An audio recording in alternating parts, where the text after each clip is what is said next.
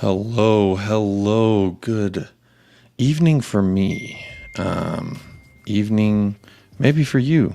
Maybe it's the morning. Maybe it's the afternoon. Whether you're watching this live, whether you're watching this on playback, I'm glad that you're here for another edition of what I like to call Pop Up with Jacob. We do that here on the United Spurs of America channel. It's me, Jacob. Welcome. Thank you. Thank you for joining in. What's up, Cubes? I see you in the chat already. I hope you're doing well. I hope everything is good with you, Cubes. I'll put the link in the chat a little bit later on if you want to join in as well. I couldn't sleep. I don't know about y'all, but I could not sleep. Tottenham 4-1 versus Southampton. I mean, come on. What more could you want? I do got something that you might want. I got somebody you might want to see. So I'm going to bring him in right now. Mile High Hotspur's own Leo Coys. How we doing, buddy? What's up, my homie? Can you hear me loud and clear? I definitely can, except you're very blue. I like it. I hope you're not feeling blue, but you look blue. No. I don't feel blue. No, nothing blue. No blue balls. Nothing like that. Just You ready to go? I'm feeling good. Yeah, I'm ready. I like go, to see homie. it. I'm pumped. Speaking of being pumped, I'm super excited because this is someone I've interacted with on fellow Spurs community YouTube channels. This is somebody that, when he starts talking tactical, it's hard for me to interrupt him, and I'm pretty good at interrupting people. I'm going to bring in the one and only Kieran from Spurs After Dark. How you doing, my friend? What's up? Yeah. Hey, Doing thanks for joining. great after that awesome win. Yeah, thanks for having me. I really appreciate it. Yeah. Sorry, no camera. I'm having issues with the camera today, so. No worries. Sometimes even in jubilation, you don't want to be seen all the time. I can understand that. So, but thank you for being with me this evening. This is a pretty relaxed show. If you haven't tuned in before, let's see. Oh, the chat's going. Let's see. What's up, Cube? Cube says your description says it's the first edition. I know. I copy and pasted. You caught me. You figured me out. I copy and pasted the description from the from the first show. Apologies, but thank you for noticing. What's up, Gokuma? I'm gonna put the link in the chat right now, so that way anybody at any point, at any moment, really, you can join in. You can be a part of the show. Yay, Gokuma is here. What's up, the Spurs fan? Come on, you Spurs. That's right. Hi, Goguma, the Spurs fan. You got fans all over the globe, Goguma, including 3 right here in front of you. So thank you, everyone, for joining in. I mean, I was really sitting on my couch after a little post-dinner stroll with my family, and I was sitting there thinking, like, I'm curious if anyone's streaming tonight. And I didn't see anyone was streaming. I saw Kieran, you had messaged me, you popped up. I joined your stream a little bit, and then I thought to myself, you know what? There's some stuff I want to say. There's some things I want to say, and if anyone else in this chat, if there's something you want to say, I'm going to go ahead and put that link in here. All right, Neil. Hopefully that works. Y'all see that? There we go. I pinned that. Someone voted that they're not doing good today. Sorry about that, buddy. I hope maybe you can laugh a little bit. Maybe you can cheer up a little bit. Or maybe not. Maybe we could just help you forget things. What's up, Ian Ferguson? What's up, Wikipedia? Cheers, Wikipedia. From Aberdeen, Scotland. Let's go. Come on, you Spurs. Scotland in the house. I would try and do my Scotland accent, but I don't want to offend you or your people. And quite frankly, it would just be kind of embarrassing. So I'm just going to save everybody from that. Leo seems to be a little blue today. Maybe Leo, are you the one who voted that you were not good in the poll? No, Was that you? That wasn't me, bro. I'm ecstatic. I know the blue light is just it's something new I'm trying for these later shows with the pop-up, you know what I mean? Okay, a little late night light action. I'm actually gonna I'm actually gonna go ahead and I'm gonna stamp this right now, bro. The blue light is just for Jacob's pop-ups. There You you And heard it's it go. not here because I'm first. blue.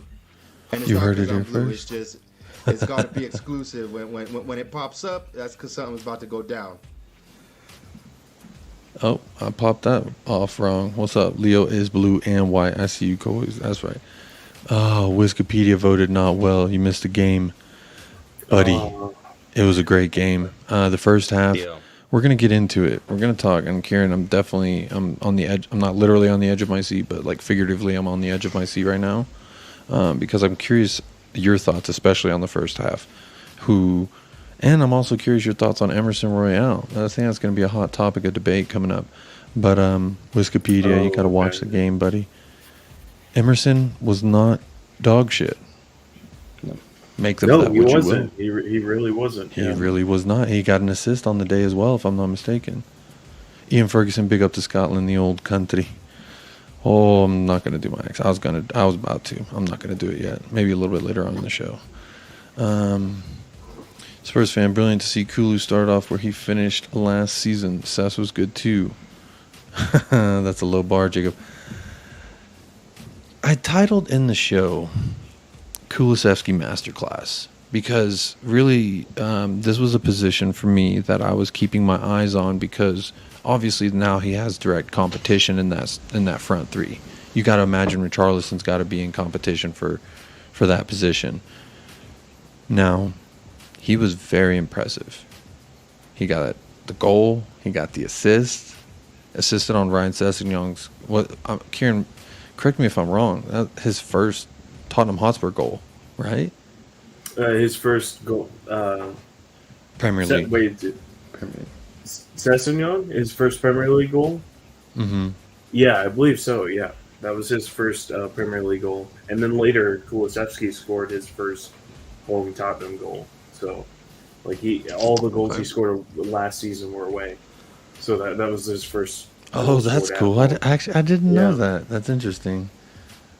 So you're saying he assisted at home, obviously, right? He assisted plenty of goals at home, but he did not score at the Tottenham Hotspur Stadium until today. Yeah, that's funny. Yeah. That's actually really funny. Spurs and Cincy both got dubs on the same day. A real miracle. I'm rocking my Austin FC jersey. I was watching the game, but I decided I just needed to talk about Tottenham Hotspur. I'm sorry, Kieran, but Sebastian Driussi's running away with the MVP. He bagged 2 goals tonight, last I saw. I really can't say anything. My team, my MLS team is DC. You got Wayne Rooney though. Okay, so they. Garbage.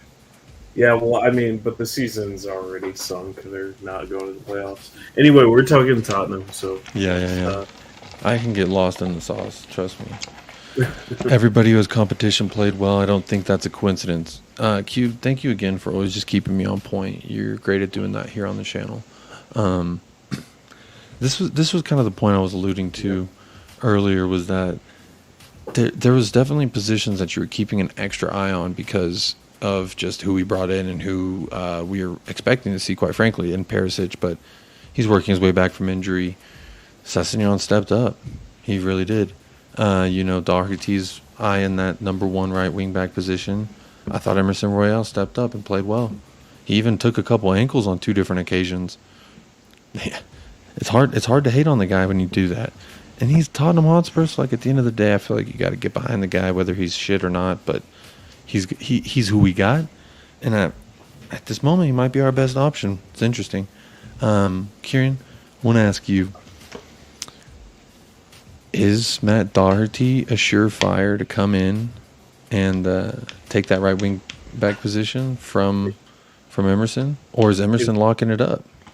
No, look, I think Conte has already gotten his head that if Doherty can get healthy and start to perform like he did towards the end of last season, then he's the starter.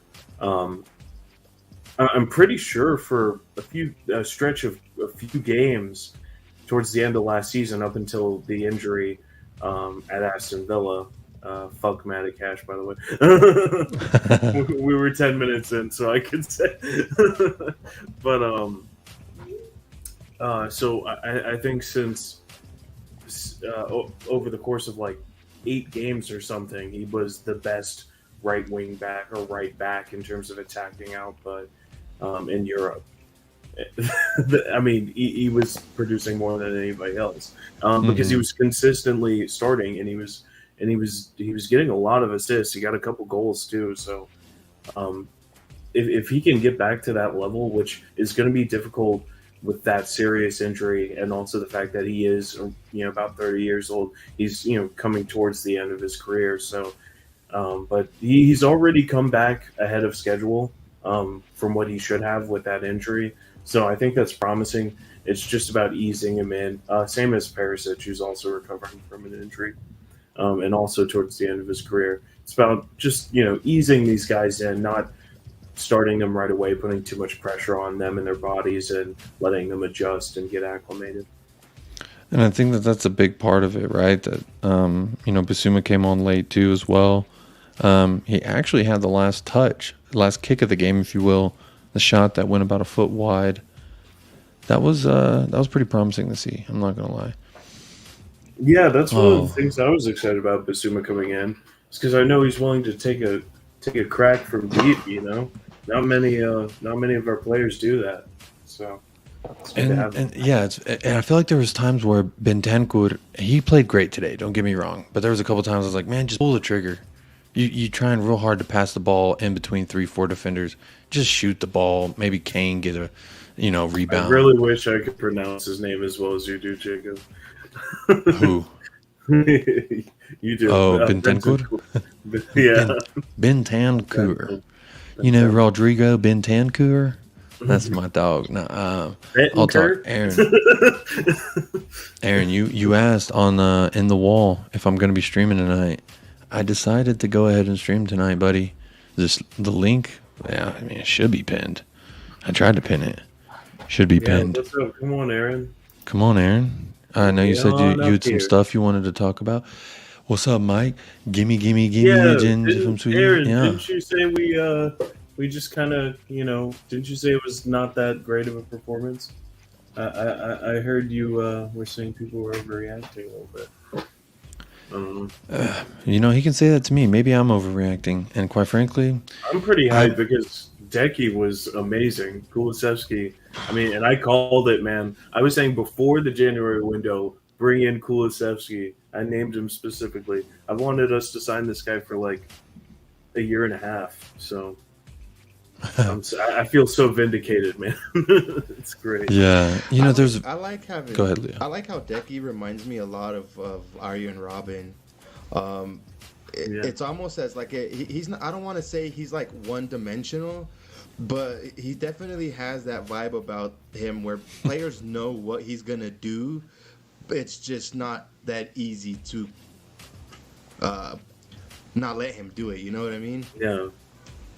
And I feel like he's the type of player, too, the more touches he gets in a match, the more effective he becomes. The more chances he has to drive at, the opposition defender and, get a feel for him, the better he gets. And each move becomes more dangerous after that. He's an incredibly intelligent player. I think that's one thing. And you can hear it in, just if you read the interviews with the guy's super smart, speaks, 3 or 4 languages, is just super sharp and wise beyond his years too. He's younger than me, and he's 22. He's really smart. Yeah, and it shows how he really understands the game and he reads it well. Bentancur is missing that killer stroke. I like the sound of that. It's interesting when you think about his age and just. I was talking with Michael, shout out Michael, the other half of United Spurs of America, my dog. I was talking with him a little bit, kind of in the first 20 minutes of the game, and then in the last 20 minutes of the game, or the last 20 minutes that Kulu was on, I texted him and I said, you look at his fitness levels at this point now as to when we brought him in January, he looks like a completely different player, on a few different levels. And to me, I think it's just the Conte effect, the Conte magic. Ben Davies was a little up and down. I know he's coming back from injury. But when I think about the Conte effect, this is a player I think that if you can take Ben Davies and make him a person who helps you get top 4, quite frankly, on the left center back position, you're doing something right as a manager. Kulusevski, he wasn't the quickest, he wasn't the fastest, he wasn't, you know what I mean? He just had a killer left foot and some on the ball strength. And now he's got all that with speed, with quickness. His first step is completely different than what it used to look like. So, and it's not just Conte either. It's his crazy, like, tyrannical fitness coach. Like, he's got this one fitness coach who worked at Juventus and like other Italian clubs. And the guy, shit. You can read about it if like, I really recommend people subscribe to that Playback. It's a great publication. But speaking of great publications, read that, great like, P, great everything, great all around, just magnum girth. There he is. I was talking about him. He's joining us before he comes in to work in like 8 hours. I'm also Don't remind me. Speaking of someone who's also staying up late to pop up with Jacob, we've got Aaron Doob in the house. You ain't done nothing. How you doing, my friend? How's it going, Aaron? No, mate, that is the worst Irish accent and worst pronunciation of my name I've ever heard. You know what? You know the bird that flies, the dove. That's how you pronounce it, mate. The dove. Oh, dude. All right, here we go. Around the clock. All right, Mikey. All right, Leo. How's it going? All right, How's it going? Carrying my moonshine. Brewing brother up in Appalachia. Hey. This is a good moment before we keep diving in deep and before we lose the great Michael before he has to, be an adult and everything. I want to say, look at this list down below. These are the founding members, the founding member society of United Spurs of America. All right. It just scrolled by, but I know who y'all's names are. It's James Joris, J. Co. All right. Then we got 3 Spurs boys, C Cubed in the house, and this man right here, all the way over there. Can't poke through Michael's screen, but all the way over there, Mr. Leo Coy. He is also Mile High Hotspur sponsors this channel, so definitely want to go check out that channel when you can. Leo, in the future, I'm going to put your link in the description so everyone can find it just a little bit easier. But this was, again, thought of in about 30 minutes' time, so here we are. Michael, you said in the chat, gimme, Swedish flag. I want you to tell me well, here we go. Keeping us all on track. We got Cubed in the house. Another founding member, always Cubed? welcome. How's it going, Cubed? I can leave if you want to be off track. No, I want you here. No, please keep us on track. All men need cubicles. Like it's a necessity. You love Cube. I apologize for blowing your cover the other night. I still feel bad about it. And then I seen you in another chat and I blew your cover again, so I apologize. Gogama, jump on too, love, if you can. My little sister in Korea. I don't know what you mean. What, like, you blew my cover? How did you blow my cover? Sorry to distract. Because I tell people that you're Batman, and I shouldn't have done that because now they know. Oh. Oh, that's right. That's right. She's really Adam West. Yeah, it's like she's the 1960s Batman.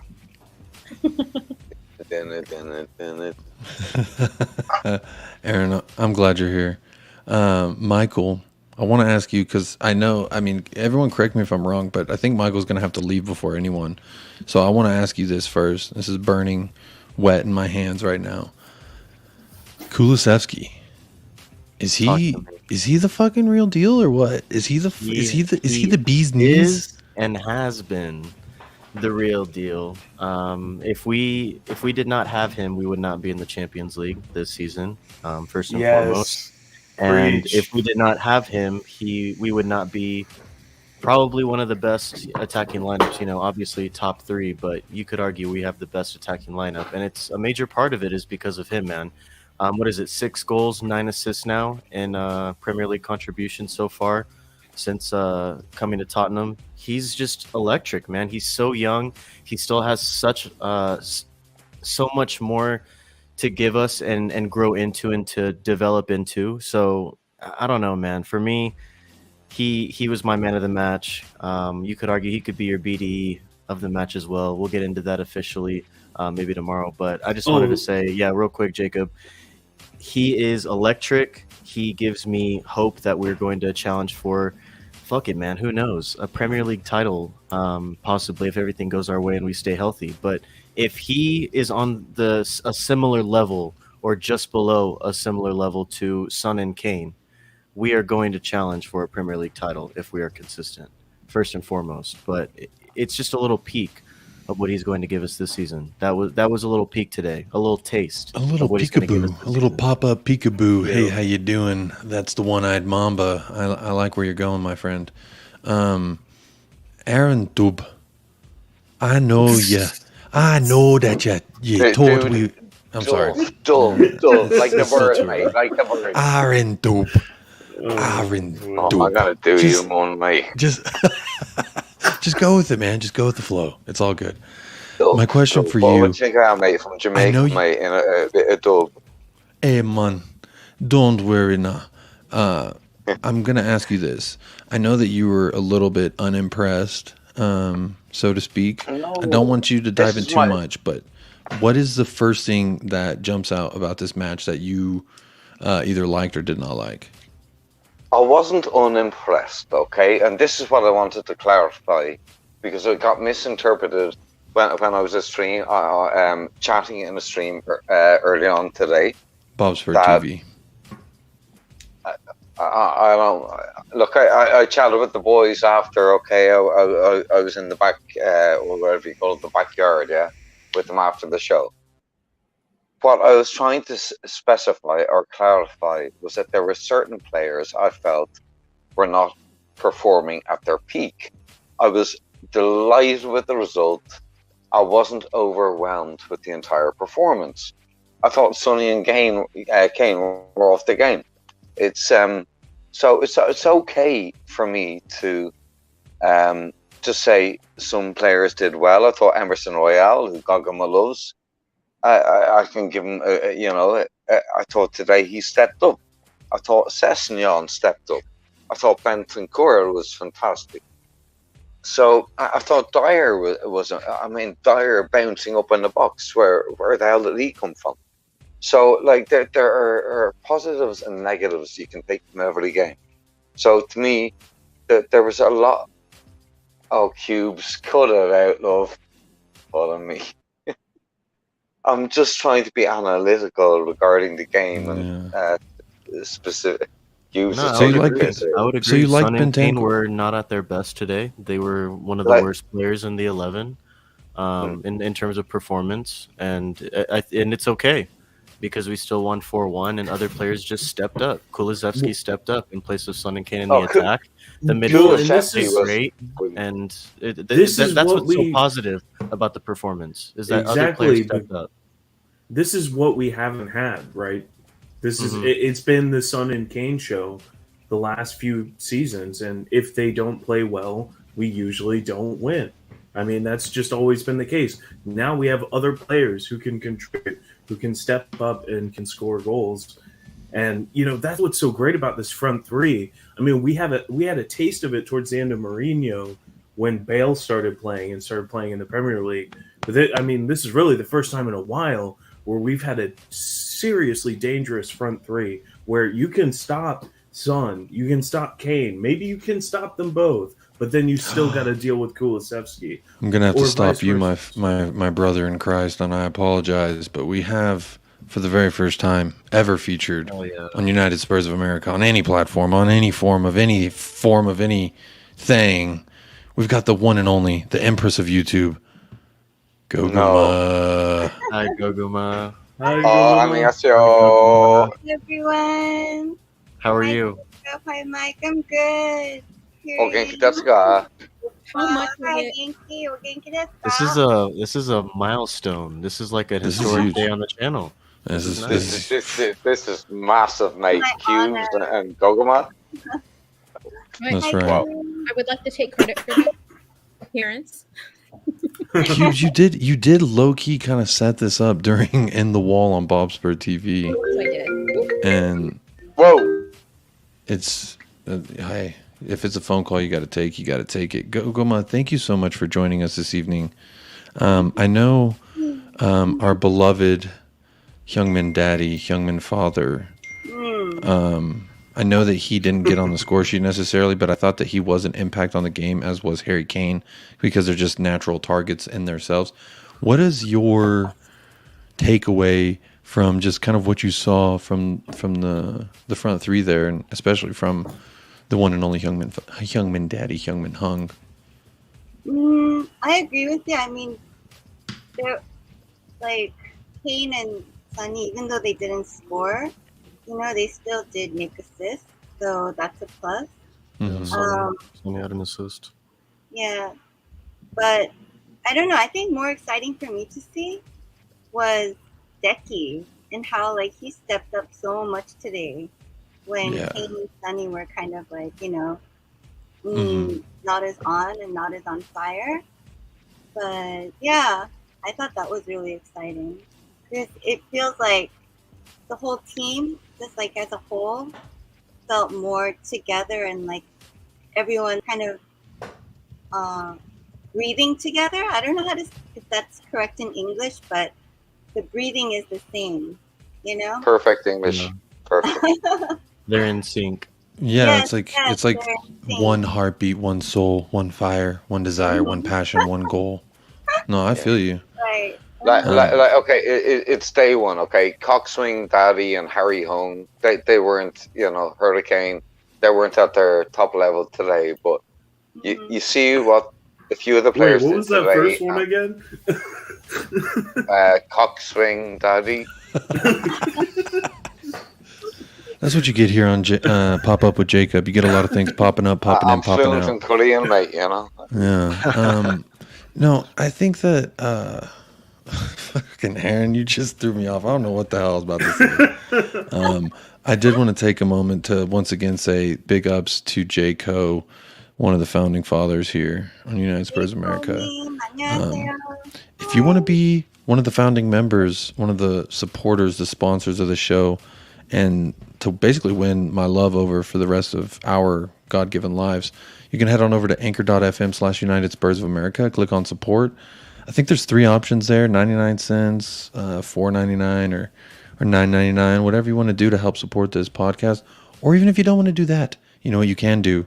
Hit that like on this video, hit that subscribe, share the video to your grandmother. This is a very grandma-friendly show. We love the grannies here. You can show it to your grandfather. We love grandfathers here as well. I'm a grandfather, mate. Right? That's what I said. We love the grannies. We fuck with the grandmas and grandpas. I mean, I love you. You don't be talking with my missus. I don't mean like the fiddler diddler. You know what I'm saying? I just mean like I ride with you. You're my boy. You're my boy, Blue. You know? Yeah, that's a little American slang there, Aaron. Fuck Yeah. with. I fuck with you. I only speak New York and a bit of Boston. Can I speak my piece a little bit of why I was like, Jacob, you got to do the stream so I can rant a little bit. You're pretty much like the doctor here. Oh, speaking of the doctor, we got him back in. He's patched in. He's got his technologicals working. Big up, Leo. Jaw Dank, my brother in Flowers. I believe that this is my buddy from high school. So big ups to you. Thank you for tuning in. Defenders that score and attackers who can defend are the reason we call it a battle. I love it. This is something that was kind of my next topic I wanted to talk about. The fact that we talked about, right, we had Kane and we had Son, and they, Son got the assist. We really, he wanted to score. There was that opportunity. He could have passed it to Harry Kane. He was like, no, I'm going to. Let me speak really quickly because Jaco actually asked the question about it. Like, do you feel like he could have passed a few times? Or he could have scored a few times, but he passed instead, or he's been doing that a lot lately. And, we all know that I'm like a big Sonny fan, but I was in a few different chats, like live chats after the game, and repeatedly people were like, and it's just, they were making a big deal about it. They were like asking like, oh, what did you think about Sonny not passing to Kane? Very selfish, right? Like, multiple people saying, oh, very selfish. They just want a reason to be mad at him. Speaking of But reasons, it's ridiculous, though, isn't it? Like, this is what players like Sonny and Kane do. Every forward player in the world gets called selfish because they've got one thing in mind, and that is score a goal. Okay? But he doesn't have that thing in mind. So my thing was like, I don't actually, to say he was very selfish, I don't think it's fair to say that unless he has a tendency to do that. But he's like notoriously the most unselfish, like by all what the counts are of all of the different players. And then there are more opportunities than not that he'll pass. Jaco, I agree with you. More opportunities that he'll actually pass when he probably should shoot. And in that situation, because of his history, like, you don't know whether or not he just felt like he either didn't see Kane, or he thought that it was like he could get a shot off, and that was like a better, like he could get a shot off easier or something like that. Like, just to like say it was like very selfish and then hone in on that as like a talking point, like a big talking point out of everything that happened in the game was like pretty annoying to me, because it's like multiple people brought it up. And I was really Cubes, love, my sister. Look, when you play up front, being selfish is a requirement. Now, I think Sonny and Kane are two of the least selfish players I've ever seen play together. They're like Robbie Keane and Berbatov when they played together. But selfishness is actually a requirement. It's an asset at times when you play up front. So I would disregard whatever you read today. I've not read. Okay, I'm not on any of those groups that you're in. So, well, speaking of ass and speaking of sets, Michael, I know you got to go.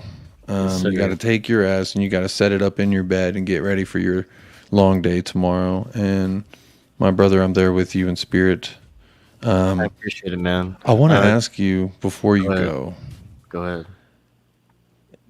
Does Christian Romero have the longest long of all time, or am I just exaggerating? It's tough to say because Harry Kane. What's his name? Holdos, dude. The cup we just won, man. That guy's massive. Oh yeah, that's right. But okay, but Walter, in all respect, Father, Son, and the Holy Spirit. I think our man has passed away. I'm talking about right now. I think it's Harry Kane, man. I'm still going with my boy. No assists, no goals, but Harry Kane's got the longest long. In North London, at least. Bro, okay, let me rephrase. In the back line of any team ever, does Christian 100%. Romero have 100%. the longest long? Is his 100%. third leg the girthiest? Is what I'm trying to ask. 100%. Because Jan Vertonghen no longer plays in the Premier League, so that's true. It's got to be Romero now. It's got to be Romero. And real quick, did want to say it was nice to see you all. And Jacob, thank you for letting me join. And thank you guys, everyone in the chat, for joining in and tuning into our channel. And real quick, I do have some news. I did get the Harry Kane through the years digital Spurs shirt. So shout out Digital Spurs. I want to plug him real quick. Nice. Thank you. Wow. That's dope. Hold up. I'm going to put you full screen. My favorite player of all time. Kawaii. Yes, sir. Oh, yeah. Look at that. No, that looks nice. Check him out. Digital Spurs on Etsy. Use Sunny 20 for 20% off. But yeah, real quick, just wanted to shout out Digital Spurs because it came in today. So just want to say super thankful for Dejan Kulusevski. Best Swedish player of all time, in my opinion. These are the rules. I don't make them. I just follow them. Whoa. Just want to say I love Ibra too. That's true. I love Ibra. And I know Jacob loves Ibra too. But talking about Zlatan Ibrahimovic. Nice to see everyone, and I hope you guys have a good week. And we're gonna smash Chelsea next week at the Bridge. All right. Oh yeah. Come on, you Spurs. Yeah. Of course. I love that guy. Anyway. Cheers, Mikey. Yeah, Mikey. The best to ever do it. Let me see. I had something Run a to channel bring. with Jacob. I hope you do.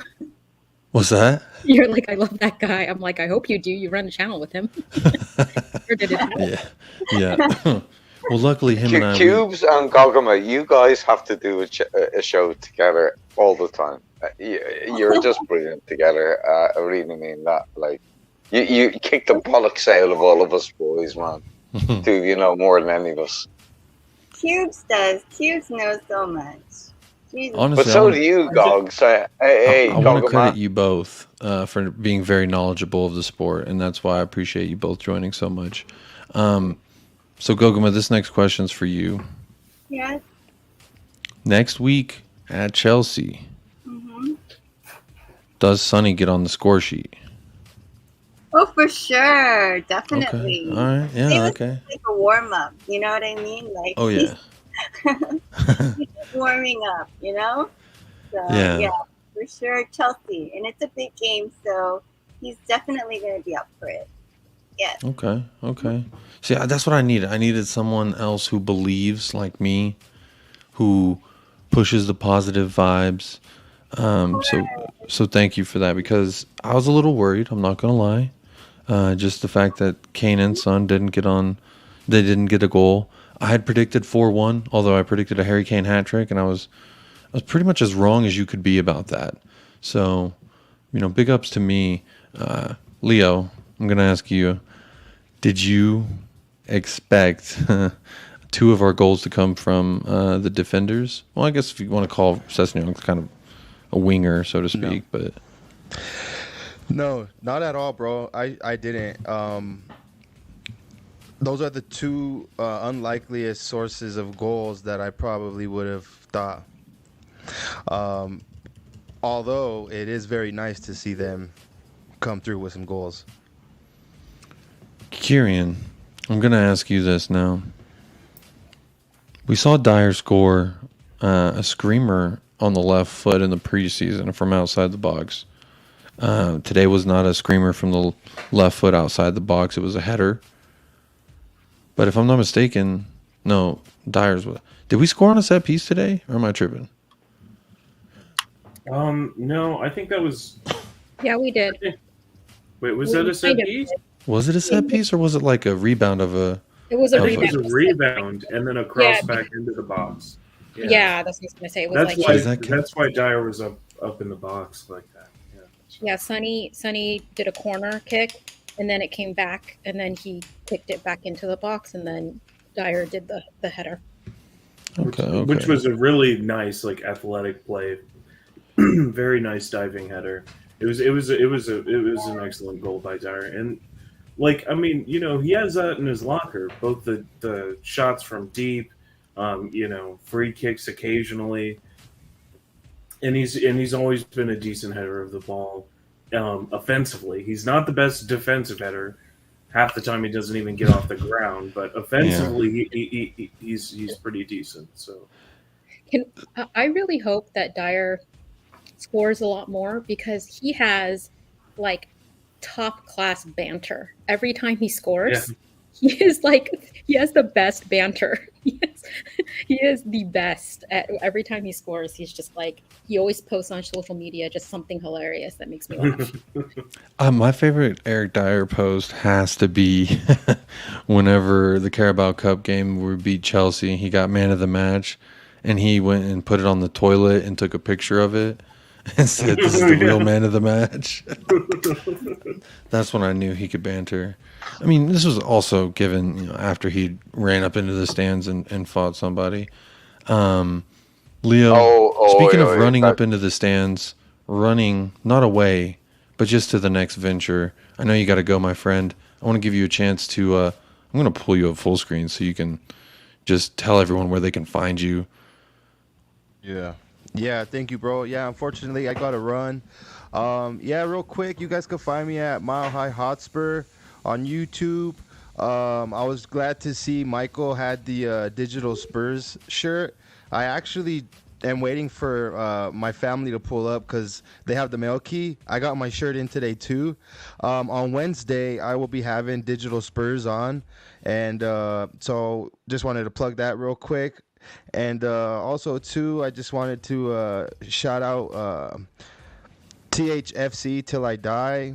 My channel, Mile High Hotspur, is officially their U.S. representative channel. So they're basically like my sister channel. So if you guys check out Mile High Hotspur, go ahead and check out THFC Till I Die. I appreciate your time, you guys. I appreciate everything, my man. Everybody in the panel, big up to you guys. And I definitely will catch you guys on the next one, and I'll keep it blue just for you. Hey, I like that. Big Keep up, it blue Hey, just for you. hey, navy and white, mate. Navy and white. Yeah. Tottenham until we die. All day, you guys. Be easy, you guys, okay? Yeah, man. Come Have a on, good you night. Spurs. Yeah. Yes, sir. Come on, you Spurs. That's right. Okay, where was I? Let me see. I'm gonna come. Keep it. What's digital Spurs, mate? I'm Digital sorry. Spurs. Okay, so I know you're not on socials. I'll explain it. Actually, we had Digital Spurs on a live stream before with Michael and I. He's basically a designer. He's pretty popular on Twitter and a lot of the American fan clubs like Hawaii Spurs. He designed their logos. He designs a lot of logos for different people in like shirts and hats and mugs, and he's kind of like, I don't know, his style is pretty unique, so that's why I wanted to have him on the show. He's got a cool style, and Get Colin to email me the link. Yeah, only Colleen will know my direct access, so get them to one of them to send me on the link for Digital Spurs, because sounds cool. Yeah, what were you gonna say, Goguma? Oh, is he the one who made the Conte Gym T-shirt? The working out T-shirt, was it? Digital Spurs? It might have been. I'm not sure. I used to have a bunch of his work saved here, but I'm on a different StreamYard now. But he's on Twitter, right? I think. Say that again. Is he on Twitter? Because I think yes. I saw, okay. Yes. He's got a lot of followers on Twitter, and a lot of people. I followed him because I saw his art, and then I kind of like was like, man, I like your stuff. And then I started seeing his stuff, like people posting, oh, I got this and of Digital Spurs. And I was like, man, I'm gonna have him on, show his work. It's pretty cool. And he showed us his new design, which was the cane through the years, and that's what Michael went ahead and bought. Digital Spurs, originally from Ohio. Big up Ian Ferguson. Spurs fan, remember to smash a like, folks. That's a very good point. I don't know if I say it enough, or if maybe I do say it too much, but go ahead and hit that like, hit that subscribe. We're almost at 200 subscribers, y'all. We're almost big time. Almost big time, y'all. Hey, we got some maple syrup in the pot in the chat, mate. We've got the Bobby K boy bringing the maple syrup. Good evening, you beautiful people. Bobby What's K. up, Bobby K? Hi, Bobby. I hope you were able to deliver the hot chocolate. You know what I'm saying? And big up on Winky Wink. That was a good show. Pancakes, mate, smothered in bacon and maple syrup. Yeah, dude. Bob's third TV stream now was awesome as usual. Yeah, now you're talking dirty to me, Aaron. But Kieran, you're right. That is such a unique show that if you don't watch it, it's quite the experience. You gotta watch Bob's Spur. Kieran, I'm going to run and get a glass of water, but I'm going to leave you in charge to bring up the next topic that you want to talk about. I'll be back in like 3 minutes. Kieran, this is the most quiet I've ever heard you, dude. He's in charge now. Be loud. Be loud and proud, buddy. This Appalachian Moonshiner chats for ages, mate. Right? I gotta let everybody else, get their say. No, Kieran, take over, my friend. I love you. Well, honestly, one of the things I wanted to bring up is because a lot of the streams I've listened to today, this player has been a topic of debate. What did you guys think about Pierre-Emile Højbjerg's performance today? And what do you think about him in general, especially in context of the team moving forward, like with the new signings that we have? I think he's sturdy. I don't know. That word just comes to mind for me with Højbjerg. He's just like sturdy and. Did you say you think he's dirty? Sturdy. Sturdy. Oh, I beg your pardon. I'm still on Bob's Spurs show. You're still within the wall in your mind. Oh yeah. Kieran, what were we talking about? Where'd you go with this? I said, what did everybody think about Pierre-Emile Højbjerg's performance today, and also just like about him in context of the team now and moving forward with the new signings that we have? And also, like, take it. I guess you could also bring in the consideration that we might sign an attacking midfielder as well, like maybe Nicola Daniel. I've been hearing that. And I don't mean to digress from what we were talking about because I'm kind of interrupting here at this point. But the window is still open. I'm worried about the center back position a little bit. Should I be? Should I not be? I think personally, I think if Tanganga's gonna stay, I don't know. I don't know if I'm that worried. I mean, I think Dyer isn't perfect, but in that central position, progressing the ball out of the back and making those passes into the midfield, he's actually pretty good at it. In possession, he's pretty decent. It's just he switches off defensively, but the other two center backs really cover for him. I think Davis, if Davis, has a couple bad games, we could see Longley instead, and that's going to be a constant battle throughout the season between the two of them to win that starting position. And I think both of them are competent at that left side position. Yeah, I don't know. I don't know if it's a super huge issue. I just don't see what we can do in the market at this point, unless something serious changes with Bastoni. I mean, I don't know if there's anybody out there that I'd say we could definitely go get and bring in right now who's going to make a huge difference versus what we already have. That's an interesting point because I was pretty upset when Bremer went to Juve, pretty upset when that Juve cat went to Bayern. The Bastoni thing I got over pretty quickly because, if a player doesn't really want to come here, I'm not overly concerned if we don't get them, regardless their quality. So I don't know. I'm just like worried that if we're going up against the big boys in Champions League, are we going to be able to put up a fight starting Davies and Dyer? I guess that's my main concern. I would like to see a world-class center back. Now, I don't know if there's even one that we could get at this point. Ian Ferguson says if there aren't reports of us getting something cooking for center back, I would start to get a little worried. And I haven't heard anything about us cooking anything for center back. I know, what was it, Destiny Udogi, that we heard he's like a left back, right? But he's a left back. But then it was also we might just loan him back. This is a bullshit thing, right? We're talking, what was it, 25 million or something for Udogi? I think 21, I saw. 21? Okay, 21 million for a 19-year-old kid, mate, who's never played in the Premier League. That's just a daft move, mate. This is Jack Clark multiplied by 2. It's like the Ryan Sessegnon deal again. Yeah, we're seriously overpaying and hoping he pans out. I mean, he's got talent. From what I've looked at him, he has talent, but it's just, I think it's too much. Too much to pay. Bad money. Wait, how much are we paying him? We're paying like 21 million for him, and then that's sterling, isn't it? Allegedly. That's sterling. So that's like 25 million euro. Yeah. Crazy money, mate, for a 19-year-old kid, mate. Yeah.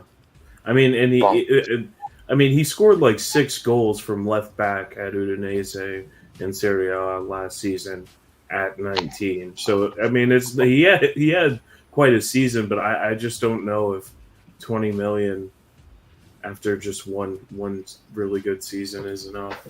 It's another Levy. I'm sorry, I don't want to bring down the Levy route. Well, no, this has got to be a Paratici deal because it's an Italian youth player. Like Paratici's a stooge, man. I mean, he bought Brian Hill too, and that's not really seeming like it's going to pan what out. Was that a plus to Amala? Yeah, great. I mean, I think Paratici or Paratici, or I think I like to say Paratici. Paratici, but I can't pronounce it. I like to say it the New York way. Paratici. Oh yes, a Paratici. I mean, Paratici from. I think he can bring. He's shown that he can bring in some really great signings, but he's also made some missteps. I think Pape Matar, from what I saw in the offseason, I bet he's going to come good. And we didn't pay a whole lot for him. I bet we he'll didn't come pay good. a lot for him, and so even if he doesn't make it, to the Premier League level, we'll probably be able to sell him for as much, if not more, than we paid for him. So that's fine. But I don't know. I think that's a 20. We have 20 never to 20 signed. We have never signed a player directly from the French league, an outfield player. Okay, I'm not talking about Hugo Lloris, Unji, and Kudu, right? Ndombele. We have never once purchased a player direct from League One that has come and performed. Pape Matar, who played for Metz. Well, I don't think it's fair. I don't think it's fair to bias this man based on where he came from, what league he played for before he got here. If you watched the open training session that they had when they were in Korea, okay, if you watched it, Papa Matasar is one of the most fit people we have on this squad. And then he also didn't look completely out of his sorts in the preseason. I understand it's preseason. I understand it's lower league. I'm not saying he's ready now. I'm saying that this could be one for the future. He played 50% of games for Metz last year. He played for Senegal and they won the AFCON. I mean, he didn't. He was a substitute and he barely got a game. He's still. I mean, just for him to be a part of that team at his age, when they went and won their Continental Championship, that's impressive. What's his? You know stats last year. You know stats for Metz last year. The team who got relegated. I think he got some like. I don't know. I just think 3 goals, 5 assists. I see Sara on the same level as like a Troy Parrott. A guy who might possibly work out, but if they don't, it probably won't be that much of a Troy Parrott shit too. Here's a heart for you, Spurs 72. Your day was going well until you got sick. Sorry to hear that, buddy. Hope you get well. Get plenty of vitamin C. Eat kimchi, mate. Eat kimchi. Eat that kimchi. Anyway, I mean, we were talking about the center back position. I don't see anybody out there in the market right now we can bring in that's going to improve the back three. Like somebody, like you would think a central center back, somebody who could start over Dyer. I don't know who we could possibly bring in if it's not one of Inter Milan's center backs. Well, I mean, I've read stuff that says that. Bastoni is trying to make sure Skriniar doesn't go to Tottenham, and he doesn't want to go to Tottenham. I don't know. I feel like Inter Milan is like trying to stop Conte from raiding the club or something. I don't know. But they need money, don't they? I'm sorry. Who did I interrupt? They do. They have to finish the transfer window with a 75 million net profit, 75 million euros, because the parent company can't invest any more money into the club. Yeah, but because they missed out on Bremer, so they have a little bit more than I think they originally. They're not as in dire situation of like needing to get rid of somebody as much as they thought before, because they were thinking, okay, we're going to sell Skriniar to PSG, then we're going to bring Bremer in to replace him, and then we will have made some money. Like there's a gap there, right? They're thinking Bremer is going to be less expensive than Skriniar, so that they will actually make some sort of profit on Skriniar, and replace. But because they didn't get Bremer, they also haven't got anybody else in as well, so they haven't spent in that way. And I don't obviously know their finances, but I'm just saying, like, I think their plans of how they were originally planning on financing everything probably changed a little bit, which is why they haven't made any moves. But we also they apparently are in trouble, like as far as financially. They have they need to sell, they need to do something. This company that's in China, whatever. But I think that it's really strange because obviously Barca supposedly had financial issues too, but then they sold their TV rights or something, and then it's still not clear if they've fully resolved all of their financial issues, and they're still buying a bunch of players, and you're like, where's this money coming from? So it's a number of clubs right now, they apparently have financial issues. You don't really know. So I know. Yeah, I know. Sorry, if you're talking about finances coming from China, Xi Jinping has imposed a ban on financial finances coming from China Big outside up the country. Rex. So Big up that's New just Zealand. thinking Inter Milan, right, and a couple of other clubs around the world that have Chinese ownership. And there was a comment there that I missed earlier. Fuck, I wish I could rewind it now. About the 25 million, because 25 million This for a is from 19-year-old Wikipedia. player. Says, why is everyone getting their panties in a bunch over 25 million? We can It's grab the because it's kid and massive still money get a for center back. 19-year-old, mate. We can grab the kid and still get a center back. Grab that kid, snatch him up. People are just Why annoyed they're not. spend Yes, that coin, mate? but we can get a center back, or we could get a center back that could improve the starting Or go 11, get or at Hakimi. least That's what. Yeah, or at least challenge Dyer, or we could get a real right wing back. spend Who can come in big and money start on a right big. away.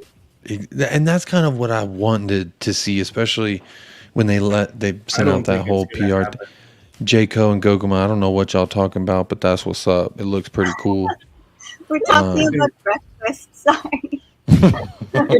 I think What does it say? unfortunately Oh, he was asking me if I had breakfast yet, and I told him I just had coffee because I've been watching streams and replays of other games.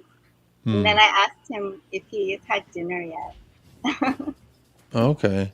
Well, it looks really cool. Sorry to interrupt you there, Kieran, but no, you're good.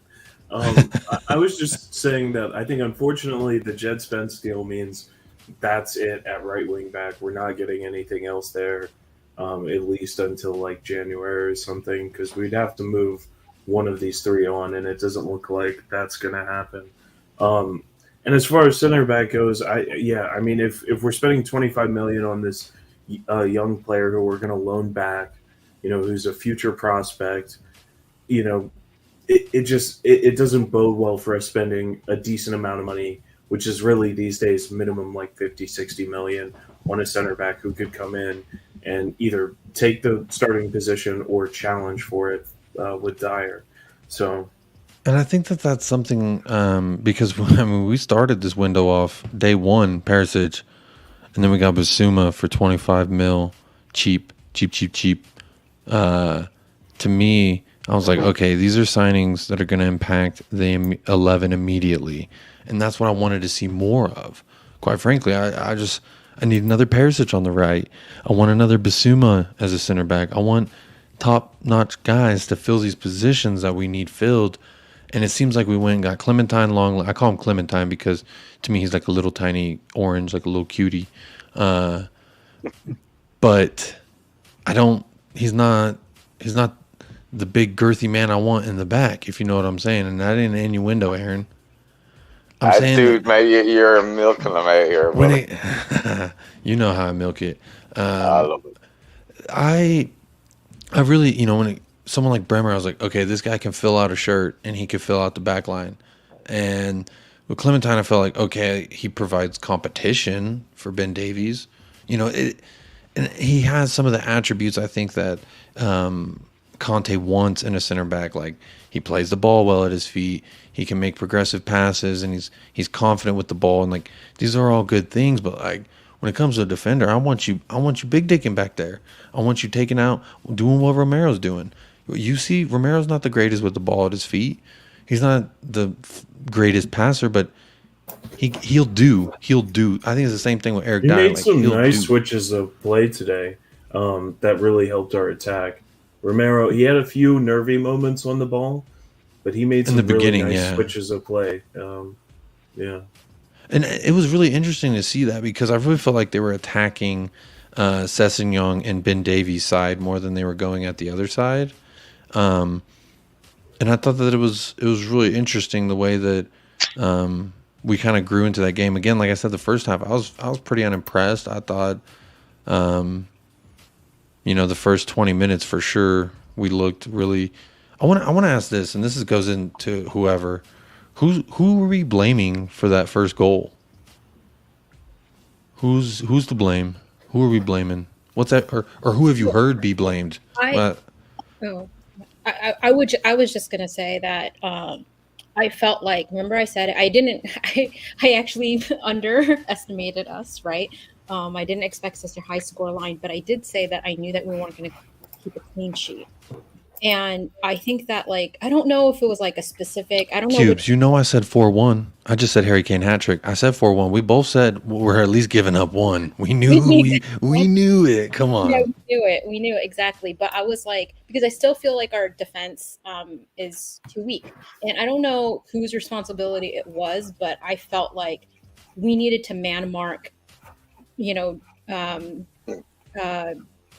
Ward-Prowse, and then we just didn't. Like, if we were man marking him, I didn't see it.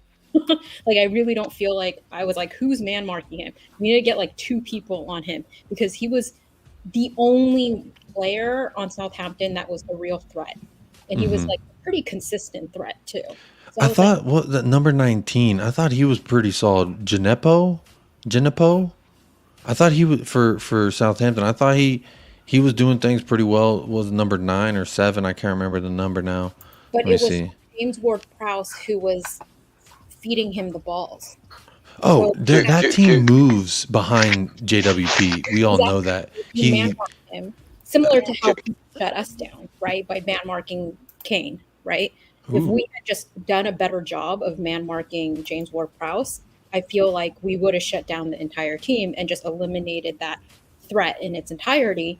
And that was the reason why we gave up that. It was like an easy goal for us to have prevented happening if we just did a better job of man marking him.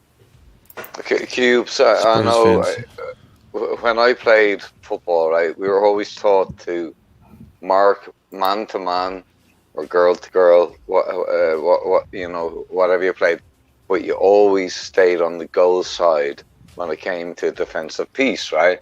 So you'd be right beside them and you'd be muffling them off the ball. Gogoma played in defense too, right? And this was like the number one thing we were taught when we defended. And you always pick up the back, somebody coming in from the mid for the follow-up. And that's what we... Sorry, go ahead, my man. I think you're hitting the nail on the head, Aaron, and like Spurs 72, he also gets it. I would put the two together. I mean, Højbjerg didn't do exactly what you're talking about. He should have closed him down. He shouldn't. He came really deep. I'm not sure why. I don't know if that's what they're taught to do in that situation, but he was coming into the box. I mean, I feel like he could have. He should have been. This zonal marking is bullshit to me. Yeah. You got to pick up man for man. I'm so against zonal marking. I'm sorry, but I know some people. I actually agree. I agree. It's kind of well. I mean, I still think that like somebody should have been on him. Like we just let him. Oh yeah. We gave him so much space. Like he was just kind of just going around doing his thing, like, picking up the ball, creating chances, looking to get a launch shot off. Like it's just like what? Eventually, one of them was going to go in, and we're just. It was really sloppy defending. It was totally sloppy defending. We were lucky that eventually, like no others went in, but he was consistently a threat. So I'm not, I'll be the first one to be like, I have limited experience, knowledge, whatever about football compared to all. You know more than me, love. I think that like whether I don't know enough to be like, okay, it's, this person needs to be on him or 2 people need to be on her or whatever. But I felt like he wasn't being properly like manhandled down or like watched or suffocated, or he just had so much space. You gotta put your bollocks into it, when you're like in a situation like that. You gotta put your full balls in it. I feel like either one of the 2 midfielders or both of them weren't doing their job defensively, or tactically they just decided to just leave him alone and instead try to defend the most dangerous player that they have. Yeah, I don't know. I mean, so maybe they just thought that the forward players were not dangerous enough that if they cut off the forward players, it wouldn't matter. But I have no idea. I don't know if it's something about defensive shape where they just don't want to be pulled out of shape. to specifically defend one player. I'm not sure what it is. I feel like if either it was something tactically or like either Hoyer or Bentancur was not doing a job defensively. Well, there was nobody. That could be the only in explanation because he had so much space for a lot of the game. So I agree with Spurs 72. I would, if I was going to pick somebody to blame, then it would probably be Hoiberg. Yeah, I think it was Hoiberg as well. Ben Kerr was at least like, he was moving around a lot, and he was making a lot of strides towards moving forward. So if he's making he's kind of more on the attack side, then it's up to Hoiberg to be a little bit more on the defense side, right? They need to be kind of working symbiotically, and they weren't, I guess, doing that. I like that. That's something I want to introduce to these. I want to introduce a word of the night, and I think tonight's word is going to be symbiotically. I like that. Symbiotic, yeah. So, Aaron, next thing you say has to incorporate symbiotically some way in your sentence, please. Okay. Yeah, and that's the thing. I feel like you too, Kieran. Hey, you ain't getting out of this. You got to incorporate symbiotically.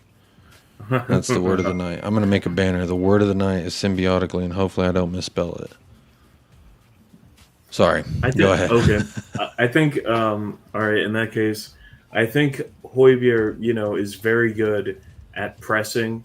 I feel like he's good at like kind of cleaning up scraps as a defender, and yeah, he can put in a strong tackle. But I feel like man marking, especially, players who are very good on the ball, is not his specialty. I mean, I don't think he's a true 6 at all. I think he's kind of an 8, but he's just not a great passer. I don't know. I like Højbjerg a lot because, he puts in a shift and he is a useful player. But, I think the hope is that Bissouma will develop to take over that role because Bissouma, I think, would be able to play more symbiotically with the other midfielder. Did I spell it right? Someone tell me. Yeah. I didn't Google it, so that was off the top of my little noggin. Nice, Nico. Thank you for that. Rex, what's the link to join in? Let me post that right now, buddy. The other links. This is a good moment to say the other links were for if you want to become a supporter of the show. Bobby K, big ups to you, reminding me to post that link. It's on the ticker below, but I also posted it in the chat and I pinned it. If you want to be an official sponsor, one of the founding members here in United Spurs of America, if you want to be like James Joris, I want to be like James Joris. If you want to be like J. Co., I want to be like James Co. If you want to be like Mile High Hotspur, C Cubed, or 3 Spurs Boys, go ahead and hit that link, become a sponsor, and I'll love you with all my heart. Ja Dank says it's a collective blame, but a great team will always be accountable as a group. That's a good point. But unfortunately, I think Højbjerg is going to get the sights set on him for this one. See, I was out. It's like rebounding in basketball. You have to put your body on your man. Jaco, this is an interesting point that you were talking about.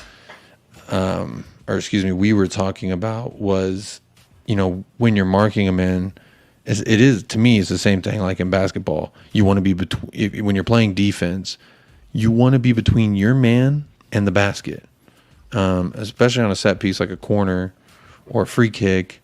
You want to be between your man, the ball, and the basket.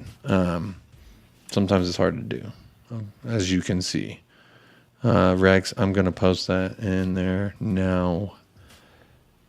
Spurs spelling bee. No. Yeah, I don't think that Conte is going to drop Højbjerg anytime soon, though. Like that's his guy. Like I feel like there is a spine basically of players that Conte like really, really, really trusts and will like never drop, and that's Sonny, Kane, Højbjerg, and maybe Dyer as well. And he just like trusts them so much. And those are also the people, and obviously Lloris as well. But those are also the people that he feels like are the leaders of the group. So even though Bissouma may have be able to work in some ways, maybe be able to work better symbiotically with There you go. Bentancur. Symbiotic. Because their skill set is a little bit more complementary to each other in some ways. I feel like Conte really, really wants that general or that leader in the midfield, and Basuma and Bentancur, neither of them are that leader. Like Højbjerg is the leader, right? And I think he wants that leader in the midfield. That's fair. Bobby K, I was typing out a message for you. Bobby K, he says to check Anchor. I've checked it. He said, let me know if it worked this time. Man, first off, I love you and I appreciate you. It's late. You're up with us and you're trying to solidify the sponsorship. To me, you're already a sponsor because this is like the second or third night you've been trying to be a sponsor. And for whatever reason, it just hasn't been successful. Hold on. I got a Gmail notification. Could this be? Oh, well, no, it's my other friend, Jacob Scott. He has become a supporter of the pod. He's one of the founding members. I'm going to go ahead and add you to the ticker, my friend.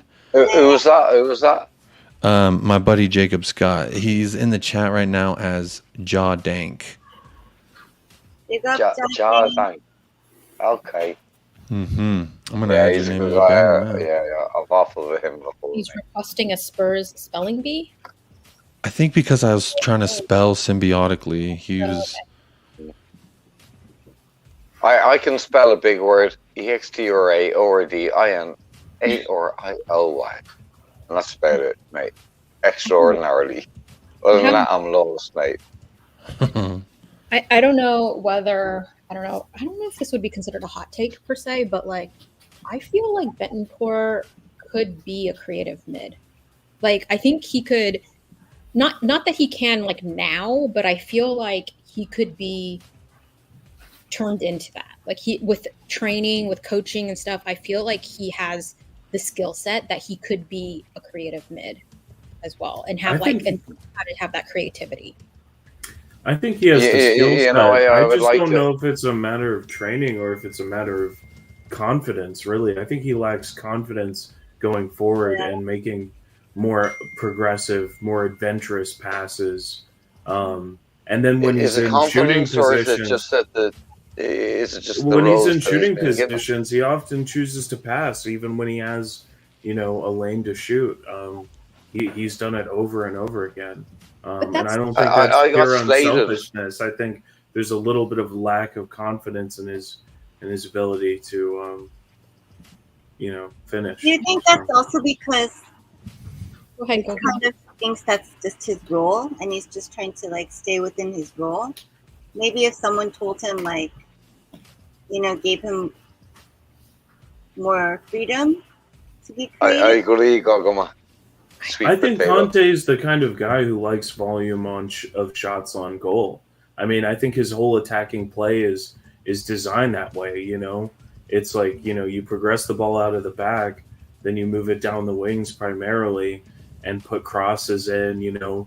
Try to get along the end line and go for cutbacks and stuff like that. He encourages center backs and midfielders to take shots from deep. He wants more of that. He's said that before. I think he wants more volume of shots, so I think that he probably would encourage Bentancur to shoot more, unless he's not doing well on the training pitch and shooting. I agree with you. Actually, I think that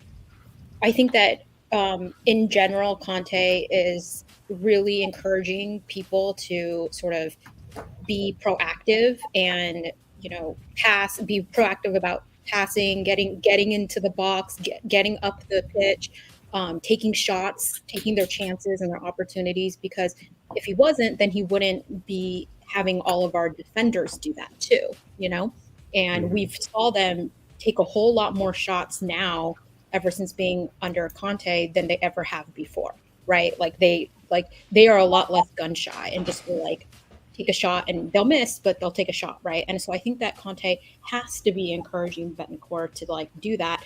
But I think the reason I agree with you, I think it is a confidence thing. And the reason why is because I don't think that Bencor is actually a very good finisher. Like, I think he isn't a good finisher, to be honest. I think he probably isn't the greatest finisher. And maybe he could be better, but his confidence about the fact that he so far isn't the greatest finisher just kind of is like a self-fulfilling prophecy. So he's gun shy to take the shot. And then because he's gun shy to take the shot, when he does take the shot, which is super, super rare, like it's only happened like a couple of times ever, he's like awful. Speaking of things that have only happened a couple of times, this is going to be the second time we welcome a good friend of the pod. New Zealand Zone, Rexosaurus, Rexamillion. Rexy, how we doing, buddy? I'm going to slag the hell out of this, mate. Hi, Rex. Giddy? You having sex? Can you hear me? Yes, sir. We got you loud and clear, Rex. How we living today? Yeah, good. I've got a bit of echo coming in, so I. All right. The country as a whole is in mourning because our rugby team lost to South Africa, but that's a different sport. Well, the All Blacks, you also lost to Ireland, mate. Yeah, that's right. Yeah, you're getting fucking bad, mate. Everywhere you go, Rex, everywhere the you chat go. is excited that you were here. Bobby K says, "Big up, Rex." Jaco's asking about Rex, the delay. It's Reeks. Yeah, you got to get Reeks. to New Zealand. Oh, Like Reeks. Reeks. Reeks. Rex, I'll call you whatever you want me to call you. Right? Reeks is here Call him and not Minecraft. on the Telegraph connection. That's true. We're on good connection today. We're synced up. Reeks. Hey, Reeks, what part of Kiwi are you in? Oh, that's better. I gotta know. I used to live in New Zealand, mate. Whereabouts are you, Rex? Yeah, I know you said you used to be in Christchurch, wasn't it? Yeah, I lived there for a year. Whereabouts are you, mate?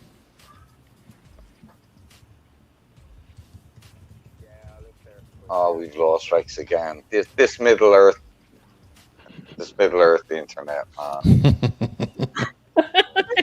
I'm here. Rex, Can you hear us, Rex? Seriously, dude, you need Gandalf to down another Aussie Gandalf to sort this shit out, mate. Rex, you can't take that from Aaron. You need to kick it back to him. He just was disrespecting, the Kiwis right there, calling them, from only Lord of the Rings stuff. Come on. They're all hobbits down there, mate. I've lived there. I got hungies, man. I know the culture. Try something else. I'll just leave for a second. Okay. Okay. This signal shall not pass. I'm sorry. Look, if a Kiwi or an Aussie comes on, I'm going to banter them, right? I've lived in both countries for 1 year in Kiwi, 5 years in Aussie, mate. I seriously, I can't. And the beautiful thing when I lived down there was that we all bantered ourselves in a very friendly way, and it was very respectful. So, yeah. If True Blue Ice comes on, I'm going to be killing him today. Because it's in Australia, it's National Battering Penguin Day with didgeridoos. I didn't know if any of you knew that, but yeah, that's what it is. I know what a didgeridoo is, but I didn't know penguins were there in New Penguins Zealand. come from Antarctica. They don't exist in the Northern Hemisphere, right? And they migrate to Phillip Island in Australia, and then people like Blythe go down and batter them with didgeridoos. Rex, can you corroborate this? I've just joined in again, so hopefully I'm not getting the echo, which is good too. So I've tried it on my phone instead of my laptop. So it's an improvement. Perfect, really. You got us good? How we looking on delay?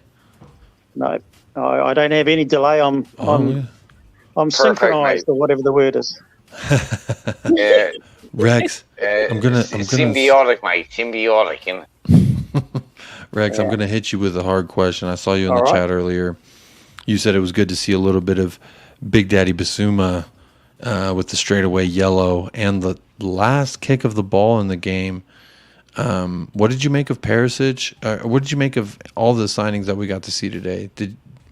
enough? Well, I mean, You want more? they only came on with about 5 minutes or so to go, 10 minutes. But, I mean, Basuma did one terrible rash tackle, which was fair enough a yellow. But that when he got that ball and whipped in that shot, which was just wide of the post, I mean, that was a very impressive piece of work. So I did like that.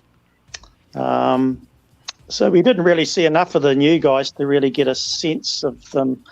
Perisic had a little bit more, but you know, I hope we might see a little bit more of them against Chelsea. So, but he'll probably start with exactly the same team again against Chelsea, I suspect. Okay, that's fair. I just got a new subscriber on YouTube. New subscriber for United Spurs of America. Big ups, new subscriber. We're now officially 5 subscribers away from 200. If we're able to get 200 tonight, you might see a grown man cry, or you might not. I might not cry, but I will be super, super thankful. Excuse me. I think this is a good moment to say we're at an hour 21, and I want all you beautiful people in the chat, all you people who are watching this on playback, just big up yourself, man.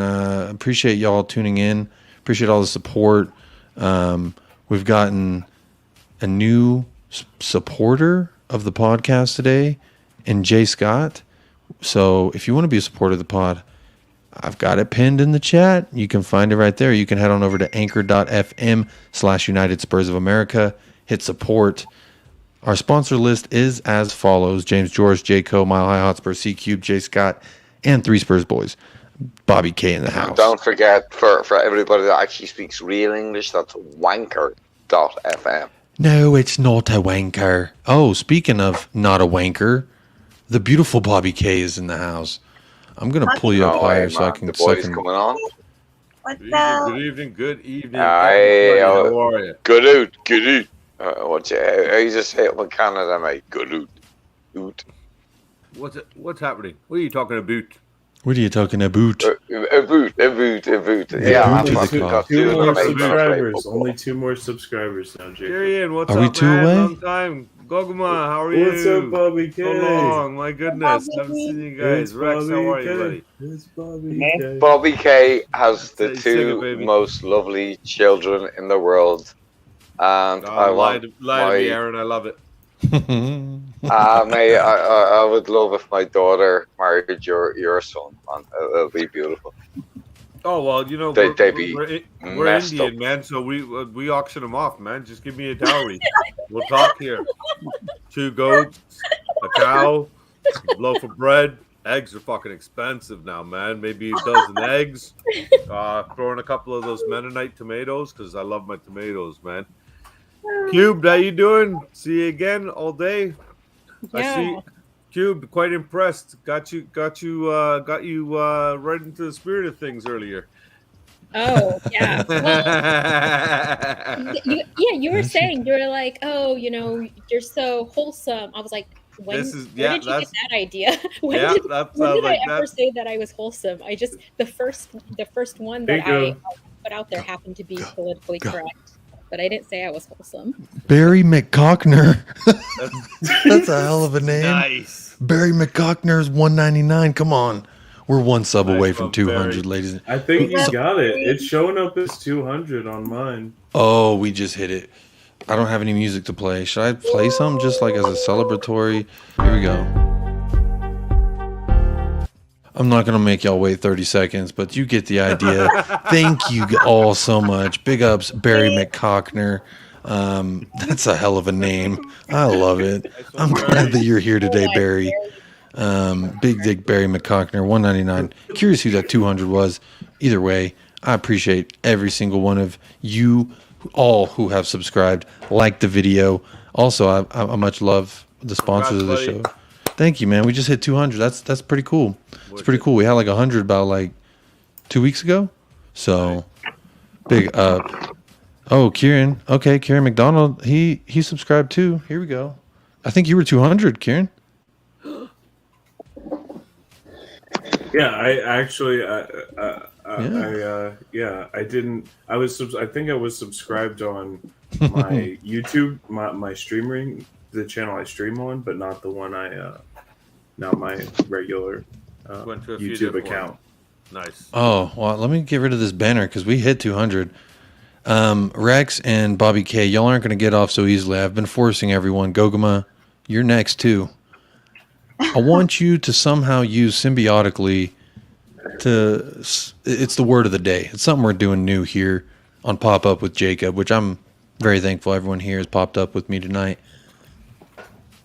Bobby K, you're the newest one here. Rex, I'm going to give you a little bit more time. Bobby K, I'm throwing you straight into the fire. It should be the opposite way around, isn't it?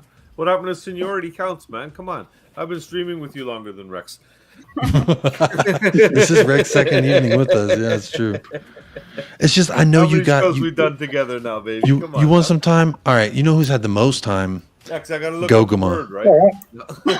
Oh, she's smart, man. She'll get that in like 2 seconds. I know. I want everyone to use symbiotically Probably because used it 17 times today. I can do it. Oh, Barry McCockner might be Kieran. Either way, I don't care if you're Phantom Sock accounts. It's not me. I can jump in, That's Jacob. that's not mine. I'm not that More clever. like Barry Big Cocker. Cubes is still on the wall. I love it. Goguma, I want you to sum up today's game, but you got to use the word symbiotically in your summary. Oh, now you want us to sum up the game and use the word as Or well. you can just give me a First you thought. went from just using the word to now use it. Yeah. Oh, my I want goodness. it like, yeah, exactly. Holy shit, man. I can do it, Jacob. I don't think I've ever seen our team work so cohesively and symbiotically to get a win like today. Okay. Very nice usage of the word. I like it. I like it. Out of the way. Thank you for that, Goguma. Rex, I know you're ready. I see you chomping at the bit. Yeah, I'd say normally Kane and Son work quite symbiotically together, but Harry was annoyed when Sonny didn't pass him the ball in front of goal there. That was a little bit disappointed by Sir Harry. Did you see? I saw that in the replay that Kane kind of threw his arms, obviously in frustration, like, why didn't you pass it to me? Yeah, when I was watching it live and they cut to Sonny when he was laying on the ground, it looked like he was a little frustrated too.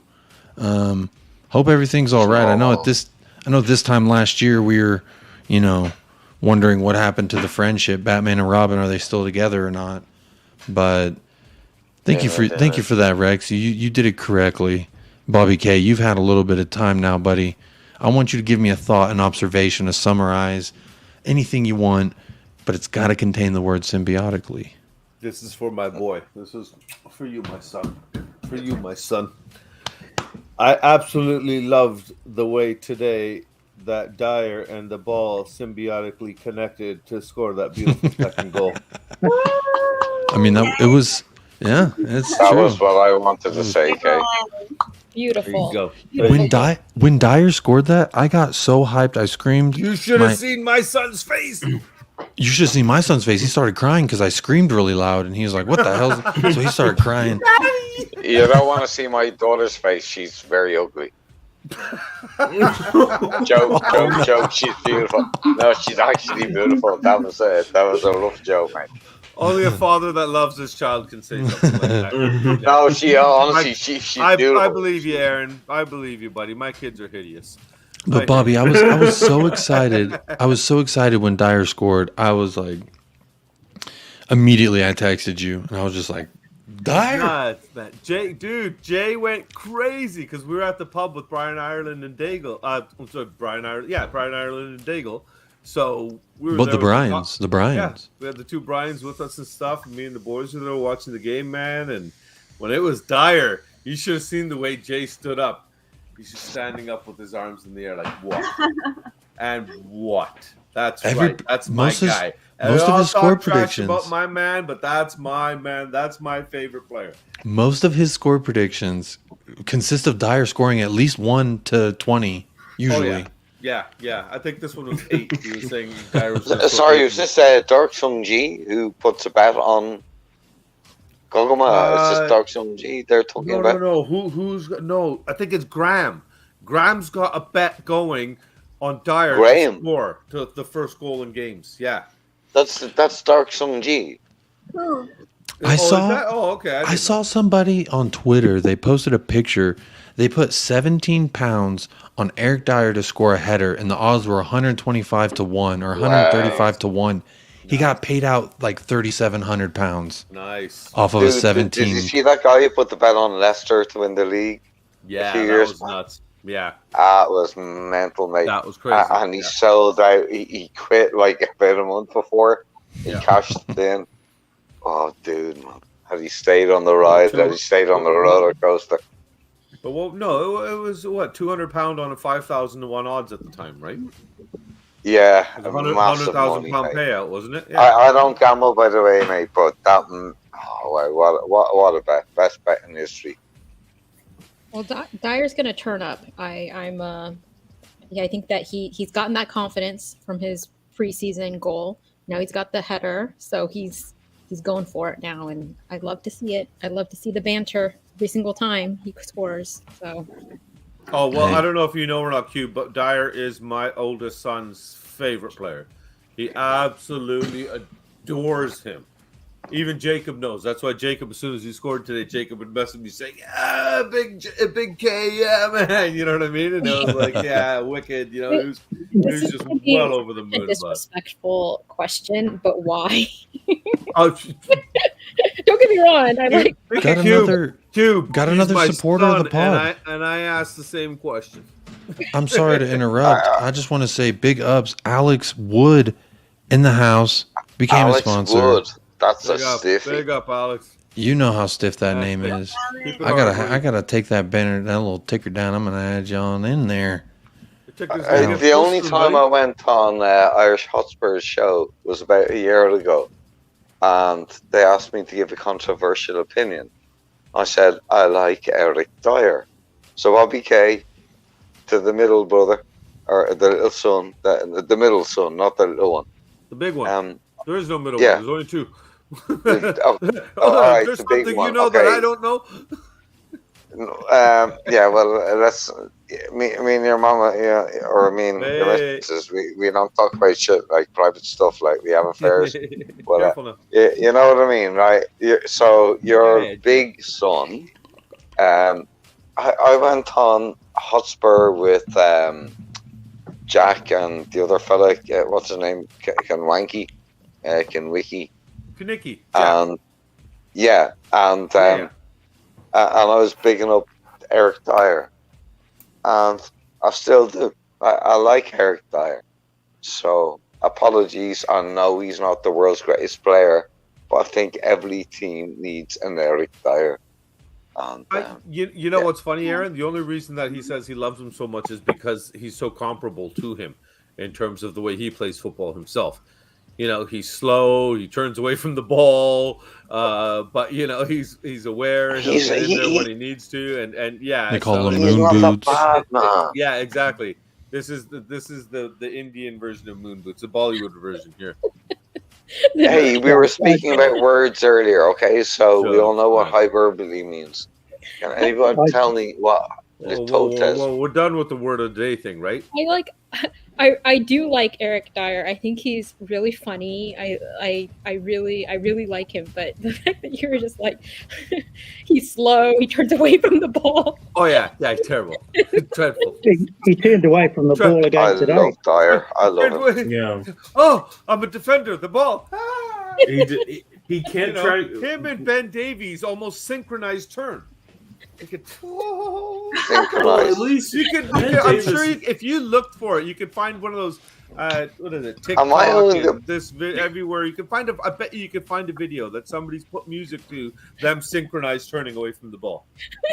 You know, am I the only person that loves Dyer and Davies? I think they would make a great pop duo. I like Dyer. Oh, I have to. Davies at least puts in blocks. Well, you know. Dyer puts in a few, but Davies puts in a lot of blocks. I mean, he's more willing to risk his body. Goals.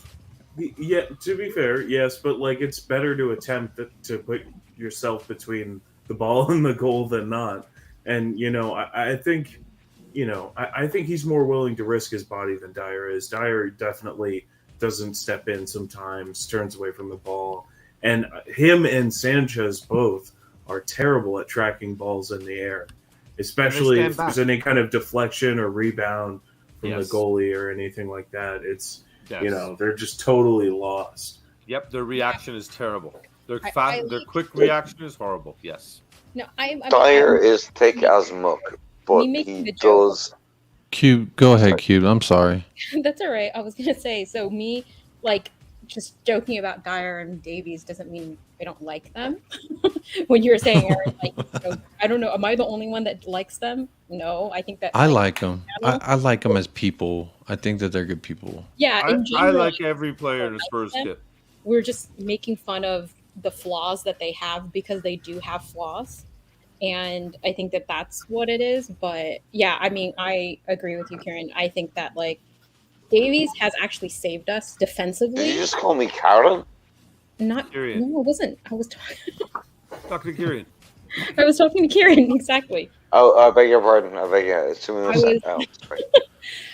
I was saying that I feel like Davies has made some really, really good blocks. Like last season, has really, like, put himself on the line. Especially, like, for example, I just off the top of my head, I remember that Liverpool game. That's exactly what I was thinking too. Salah. Yeah. Throwing body, like, on the line, and that's not the only time he's did it. Like, he definitely put himself on the line multiple times last season. But Dyer and Sanchez are both a little bit better with like Dyer's better with headers, I think, than like headers into the like offensive headers, right? Than Davies is, right? So I agree. Dyer is offensive. Go ahead. Yeah, he's better. He's offensive. He's very offensive. No, but, I'm offended. Yeah, wait. Sorry, yeah, Jacob. they just have their weaknesses and strengths, I guess. But yeah.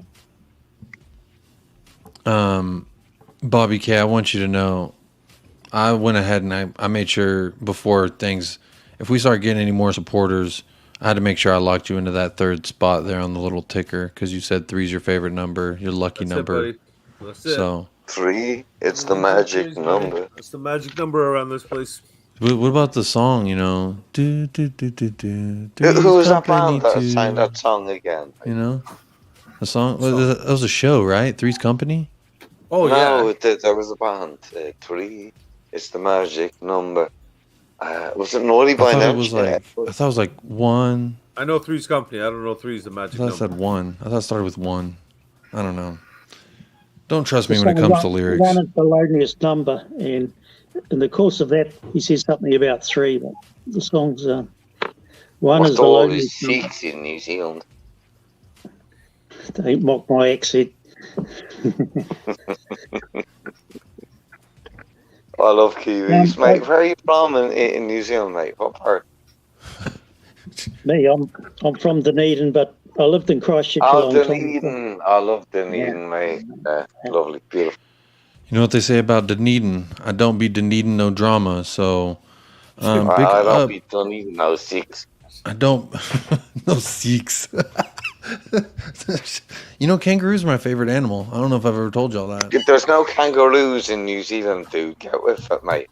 You know, they can't hop over that little aisle of water? Like, kangaroos only exist under the Wallace line, okay? So New Zealand has its own environment. Kangaroos never got there. The only marsupials, the only marsupials they have there are, what was it again, mate? Correct me if I'm wrong, Rix. Is it what do you fucking call them? Wallabies? Yeah, I mean, yes, the wallabies are a classification of marsupials. Yeah, but they were introduced. But there's no kangaroos, mate. They didn't bounce over the fucking ocean. See, he said they weren't native; they were introduced. Yeah. You know who that is, Jacob? That's your son. That's Big K. Yeah, Big K. Oh, it's Big K. While you're here, hit that like and sub. I like Dyer. I don't know if I'd say Dyer better than Son. Make sure you hit the like and the sub button, kid. But here. But I will say your son is not wrong. In the 22-23 Premier League season, Dyer has more goals than Sonny. Dude, he's bantering his little brother all day with that. All day. All day. Little So brother. wait, Rex, did you say kangaroos were introduced? Wallabies. There's no kangaroos in New There's Zealand. no kangaroos. Aaron, I want to dream about these damn kangaroos. Don't shoot me down. Last bit of facts about New Zealand. New Zealand has no native fauna, that is to say animals at all. Only ever had birds, and everything else has been introduced. So, Wow. Yeah, kiwis, mate. Kiwis. Yeah. Okay. You're talking about the fruit of the bird. You're talking about the fruit of the bird. Man. The bird. They're both. Kiwis, it's not mutually exclusive to one thing, whether it be an animal species or... Yeah. You just actually travel kiwi more? fruit comes from Africa, okay? The kiwi bird... They have the same name, so when you say kiwi, I'm like, okay, kiwi. There's two things that ring in my mind when you say kiwi. It's the fruit and it's the bird. I'm trying to help you here, Jacob. I'm trying to help you. Texas Well, boy. the kiwi fruit was a marketing ploy about 25 years ago, because when I was a kid, they were called Chinese gooseberries. They come from Africa. That's what we called them as a child when I used to eat them. And then they were See, Rex, thank you for kiwi fruit. Thank you for splashing us with some seasoning from Down Under. Anyway, back to Spurs, if I may. What? Why are you diverting us? I'm still hoping this transfer window that we are still keen to sign a centre back, because despite the love shown on Dyer and so on, I still think we need a top-notch centre back in there. So I hope we're still out there to sign one. Yeah, we definitely need a centre back.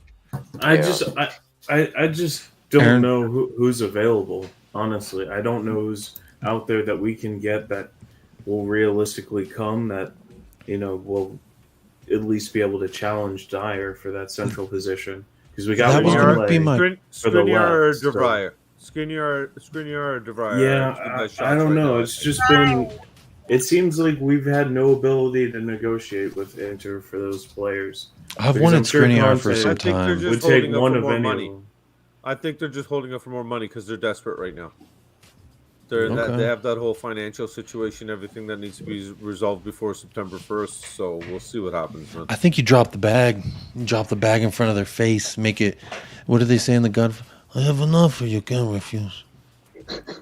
Yeah, I have enough. Give me Skriniar. In terms of who's available, I thought Milinkovic of Fiorentina is still available. Yeah. Fiorentina, that right? would be nice. I think he would be. He's definitely available. That's actually better because Big K just stuck his head in here and said Skriniar just signed a new deal with Inter, apparently. Oh, great. Yeah, that's going to be a kick in the nuts. Milenkovic is a good shout. Sorry, Kieran, I cut you off there. I mean, Milenkovic, yeah, he's he's a talented defender, but I think he's played mostly on the right of a 2 or the right of a 3. I mean, I don't know if he's played centrally. I know he's good in the air. He's big, he's tall, he's physical. I don't know how good on the ball he is, though, and that is a crucial thing for Conte. He's 6'5". His strength is definitely in the air, 6'5". And if he plays on the right, that's fine, because Romero can't play all 48, 50 games this season, so he'll have to be rotated occasionally. So, it just seems that Conte seems to like Sanchez and wants to, be able to play Sanchez. I'm not a huge fan of Sanchez myself, but it seems Conte seems to like him because he's played a lot of matches under Conte. So I would be surprised to see Sanchez kind of phased out altogether. I think whoever comes in has to play as second to Dyer in that central role, because I think Sanchez kind of has the second to Romero locked up at the moment. Yeah, I'm not worried about Milenkovic not being a ball-playing center back, because Longley and Romero can both play the ball. Look at the runs even Longley made against Roma coming out of the back. So he still got that in him, and he did it very well at Sevilla. So I have high hopes for the guy, and I think he'll be able to do that for us. So I'm not too worried. I just want a big bastard that sits there in the middle of the back line and creates a brick wall, and nothing gets by. Our centerpieces are weak still. We're still that's a concern there. Big up, Barry. Big up Barry McCockner. Big up panel. He says, congrats on the 200 US of A on to 500. That is correct. We are on the road, baby. On the road. Toot toot. Have a blessed night, all of you. Have a great afternoon, Rex. Good afternoon. It's 12:30. In the That's morning. the I best don't know name where ever. he is. No, but have a great day, Barry. Yep. Have a good afternoon. Have a good afternoon, McCockner. Thank You you know for what being Mac 199. means? Mac in Gaelic means the son of. So his name is literally the son of the Cockner. So yeah, nice one. Could I just pose a question, or as Sean would say, pose a question? What did you make of Gavin Bazunu? It was a goalkeeper that I was really disappointed we didn't go for when he was on free. Instead, we got Southampton's, their go-away keeper, Fraser Foster, and they got Gav Bazunu, who's a 20-year-old keeper. I think the best up-and-coming keeper in football at the moment. Yeah. He was impressive. Today, he didn't. He was not at fault for any of our goals. No, he was not. No, he's impressive. When I'm going to say that you probably have a little bit of bias because he is Ireland national. Mate, he's from the same. Yeah, he's from Tala, mate. So. No, I get that. There's a player who's in the. There's a player in the Bundesliga who he's from the city I'm from, and I know him personally. I want him to succeed, but the keeper, actually, I thought he was pretty damn good, especially for a young kid. He seemed very composed. 20 years old. Yeah. First Premier League appearance, first Premier League start. You're walking in to the most beautiful stadium in the country. So, I mean, to look the way and be composed in the way he was shows me that the stage is not too big for the young guy. That's a good sign. Now, we would have won 7-1 if it wasn't for for Gav Bazunu, mate. Like the guy's positioning was fantastic. No, he's a great keeper, and I agree with you. I don't think he would be at fault for any of the goals that we scored. Gogoma, I haven't heard from you in a while. Are you concerned about our backup goalkeeper? I think it's a non-issue because Hugo Lloris, I think he's still world class, and I think he still has a good 2 to 3 solid years left until we got to really get rid of him. Yes, I agree with you. I'm not that concerned right now because Lloris, I do see him going on for a couple more years. And definitely, even though I haven't seen that much of Forrester, I think Lloris is probably levels ahead of him. But yeah, I'm not that worried about it. I think in terms of just having someone kind of, in the wing, someone, who's going to be for the future. Yeah, Carabao Cup games, maybe. Right. But other than that, I don't know, how good is he? I haven't really seen that much of him play. Forrester. I saw him deny us a few times when we lost. When we lost against them last time at home, 3-2, I believe it was. Speaking of last time, I hope this isn't the last time, Kieran, that you're going to be joining us. Definitely not. It's been great having you on. I really appreciate having you on. I told you on your channel earlier when you were streaming that I really appreciate your tactical insight. And but when's the next time you stream, and where can people find you? I don't have a regular schedule up for streaming as of yet. I'm considering whether I want to continue with my own channel or see if I can jump on as a part of somebody else's or something like that. Okay. I have an idea. Not too good at the editing and production on my side and stuff like that. But anyway, you guys can follow me at Spurs After Dark on Twitter if you have Twitter right there. And yeah, you'll probably see me on Will Stewart's THFC rants. That's how I started in on this Spurs YouTube stuff. So I'm on that channel very often, and I might be on tomorrow night as well. I believe he's streaming. So Yeah, I was well, wondering. I big didn't big see up him to on everybody. tonight. Wait, Yeah, he's- no, I think he's streaming tomorrow night. Okay. So. Kieran, would you be interested in doing a show with myself, Jacob, Colin, and on the Hoodlums? The Hotspur Hood, Tommy's channel. Hotspur Hood. Yeah, we've been. We just get together after dark and goof off. It's really Colin's. It's Colin's late night chill with the Hotspur Hoodlums, and that's kind of what Aaron, Cubed, myself. Who else? Cubed Leo as well. Leo's a hoodlum now. Leo too, yeah. Yeah. But you're always Be nice, welcome. mate. Yeah, I would love to join as a part of that, and that I think that would be really cool. So yeah, I'm not in America. let me know Obviously, the you can details probably or tell whatever. by my accent. But You're not in America? no, dude. Mate. Whoa, man. Wait, who do you think I? Hey, whoa, dude! I thought you were in Florida. You know, why are you there? I thought he was from Texas. You ain't done nothing. Kieran, thank you for joining so much. Really appreciate it. Everybody on the panel. Yeah, Bobby, I will hear you. I'll be listening to you tomorrow. Nice talking with you, Aaron. Good to see you, as my always, my brother.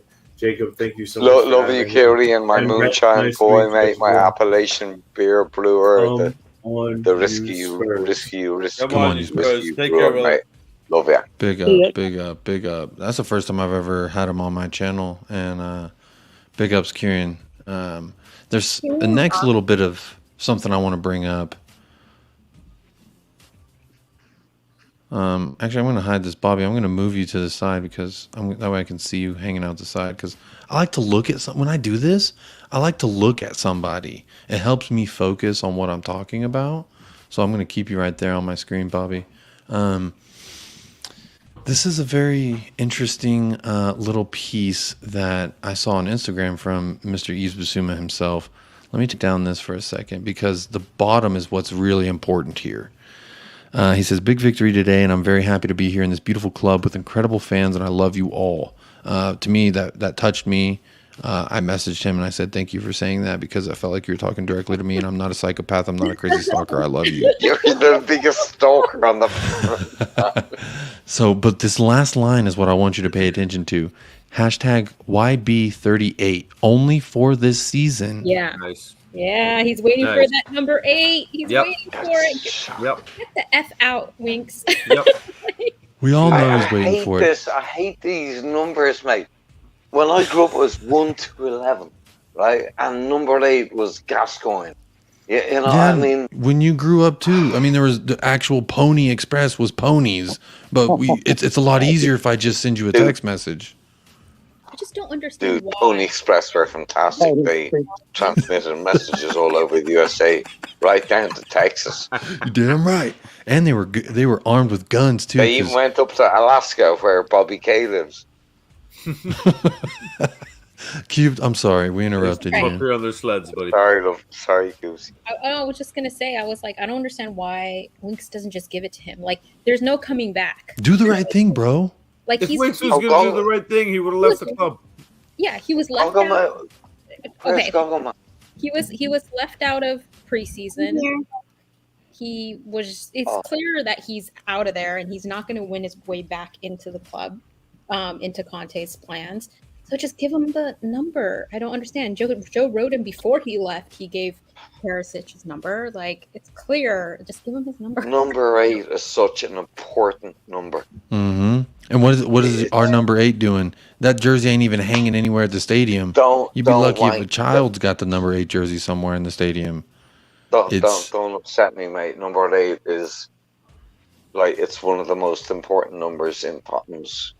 So let me ask you this: does Bentancur or Bissouma deserve number 8 because they're actually going to see the field? Yes.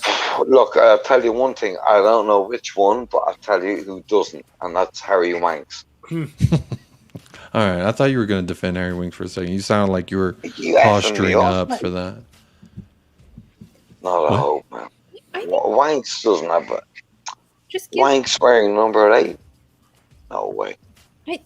I just give Bissouma, just give Bissy the yeah, 8. I'll give it to Bissy. I'll give it to him.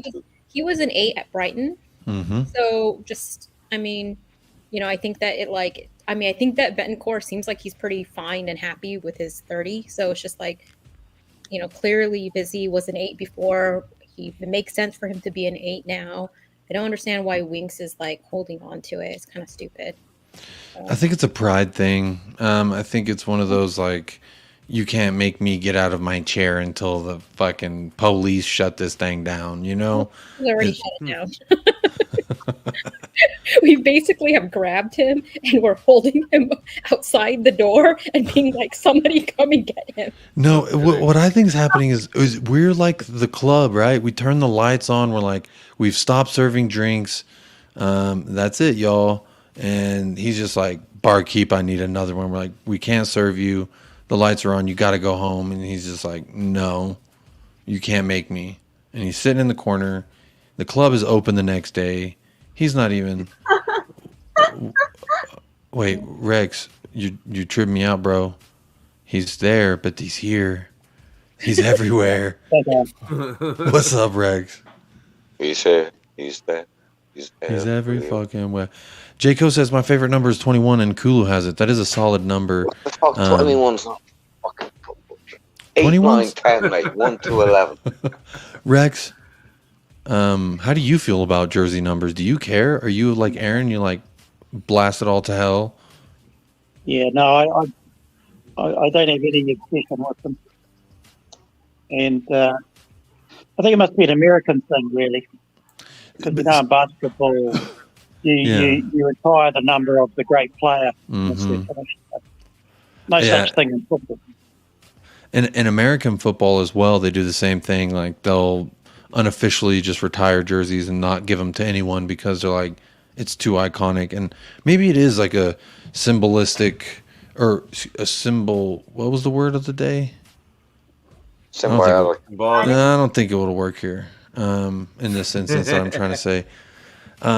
Maybe it's just, a symbol of something. When I was a kid, which is, I'm sorry, Aaron, not when you were a kid, I had a thing called an N64, and I had a little gaming console. And the graphics were so bad, but I played 64, mate. I fucking programmed it. Yeah, see, I was barely not pissing my pants at the time. So my point is, since I was a kid and I got into video games and like sporting video games, it's how I associated players with numbers. It was like, okay, when I see this number, I see this player. The number 9, I can't not see Zlatan Ibrahimovic just because of who he is. And it's like when I see 7, all I see is Youngman Daddy. I can't see anything else. 10 to me is Harry Kane. That's just it. And so maybe it's just an American thing. That's kind of interesting. Bobby, do you care? No, Jacob, right. Bobby doesn't care either. 11 was left wing when I was growing up, right? Number 10 was the player who just played behind the number 9 that was up front. Number 7 was the dude on the right wing. Number 8 was the creative dude behind all of that. Number 2 was the right back. Number 3 was the left back. 3 and 4 were the centre backs. So, like, numbers are important to me. So when I see, like, numbers at 69, I'm like, I'll piss off. Fucking attention. Excuse me. But I understand what you're saying, and I definitely understand the sentiment. I don't know. That's just me. That's just me personally. And I've talked to other like-minded individuals. I'm not that crazy when it comes to numbers, like especially in all sports, like you're saying. Not crazy, mate. I just grew up on 1 to 11. Cubes, this is blasphemous. I said 7 is Youngman Daddy. I don't know who CR Christian Romero wears 17, if that's who you're referring to. Cristiano Ronaldo. I know. I was just trying to act like I don't know. I was just I was trying to be coy. I'm a Shintoist, mate. What's that, mate? No, but so the reason why, in part, Messi wears 30, by the way. The reason why Sonny likes 7, okay, not only because he's a winger, but also because his idol was Cristiano Ronaldo. So when he got 7, because at Bayer Leverkusen, that was like, I think he requested the 7 because of the fact that he was playing winger, plus the fact that he was like, he idolized Cristiano Ronaldo. So you gotta respect the daddy of the daddy in that regard. Not that I'm like a huge Ronaldo fan, because I'm not, but I'm just saying, like, since I know that he was like a huge Ronaldo fan, like. Let me ask you something. Do we ask who Johann Sebastian Bach idolized? No. Do we ask who Beethoven idolized? No. We idolize them for what they've done and who they were. I'm sorry, I don't buy this. I gotta respect it just because he's the daddy of the daddy. He ain't nobody. He ain't my daddy. Well, I do think that it is annoying, though, when people start calling, even though they don't mean it from Cristiano Ronaldo, they mean it in regards to like the Brazilian Ronaldo. But the fact that everybody's calling Sonny Sonaldo is like a little bit annoying, because he's like, now he's not Sonaldo, he's Son. he's own guy. He's not. He's Son Heung-min. Okay, that's his name. Son Heung-min. And Daddy it frustrates me. Hung Man Daddy? Hung Man Daddy. Hung Man Massive Cock. Son Hung Man Third Leg. Hung Girth Massive Man. Yeah, he's massive. I love that man. This frustrates me. The people that can't even get his name right. Son Heung-min. You know? And piss me off, mate, sometimes. See, J-Co knows the vibe, Cube. Yes, we don't mention that guy on this channel. J-Co's a founding member of this channel. Yes, you are. Do you want to be known as a founding father? That's why I'm saying members. I feel like it's more inclusive. It's not like gender exclusive, you know. Oh, what's a founding father? How do I do that? Go to notwanker.fm, anchor.fm. /United Spurs of America. Actually, there's a link. Way too complicated. I posted a link in the chat of the YouTube. Have you not been listening to everything that Jacob has? He's announcing. No, I never listened to Jacob, mate. I know. I'm aware. Plus, it's like at the bottom of the screen. Plus, it's also in the live. I'm not. You don't understand. I've got this on my TV. I'm listening on my phone, and to respond to comments, I have my PC over there that I have to jump up and run over to. So I've got 3 screens going on here, my sister. Careful with that blue light levels, man. It'll get you. Bobby K. Yeah, man. I've got a question for you. I might have an answer. Bullshit. Exactly. What's your credit card info? I'm just playing. 94310. What's your social? You have to use my real name. Bobby's not my real name. It's Jacob. Oh, is it JACOBO?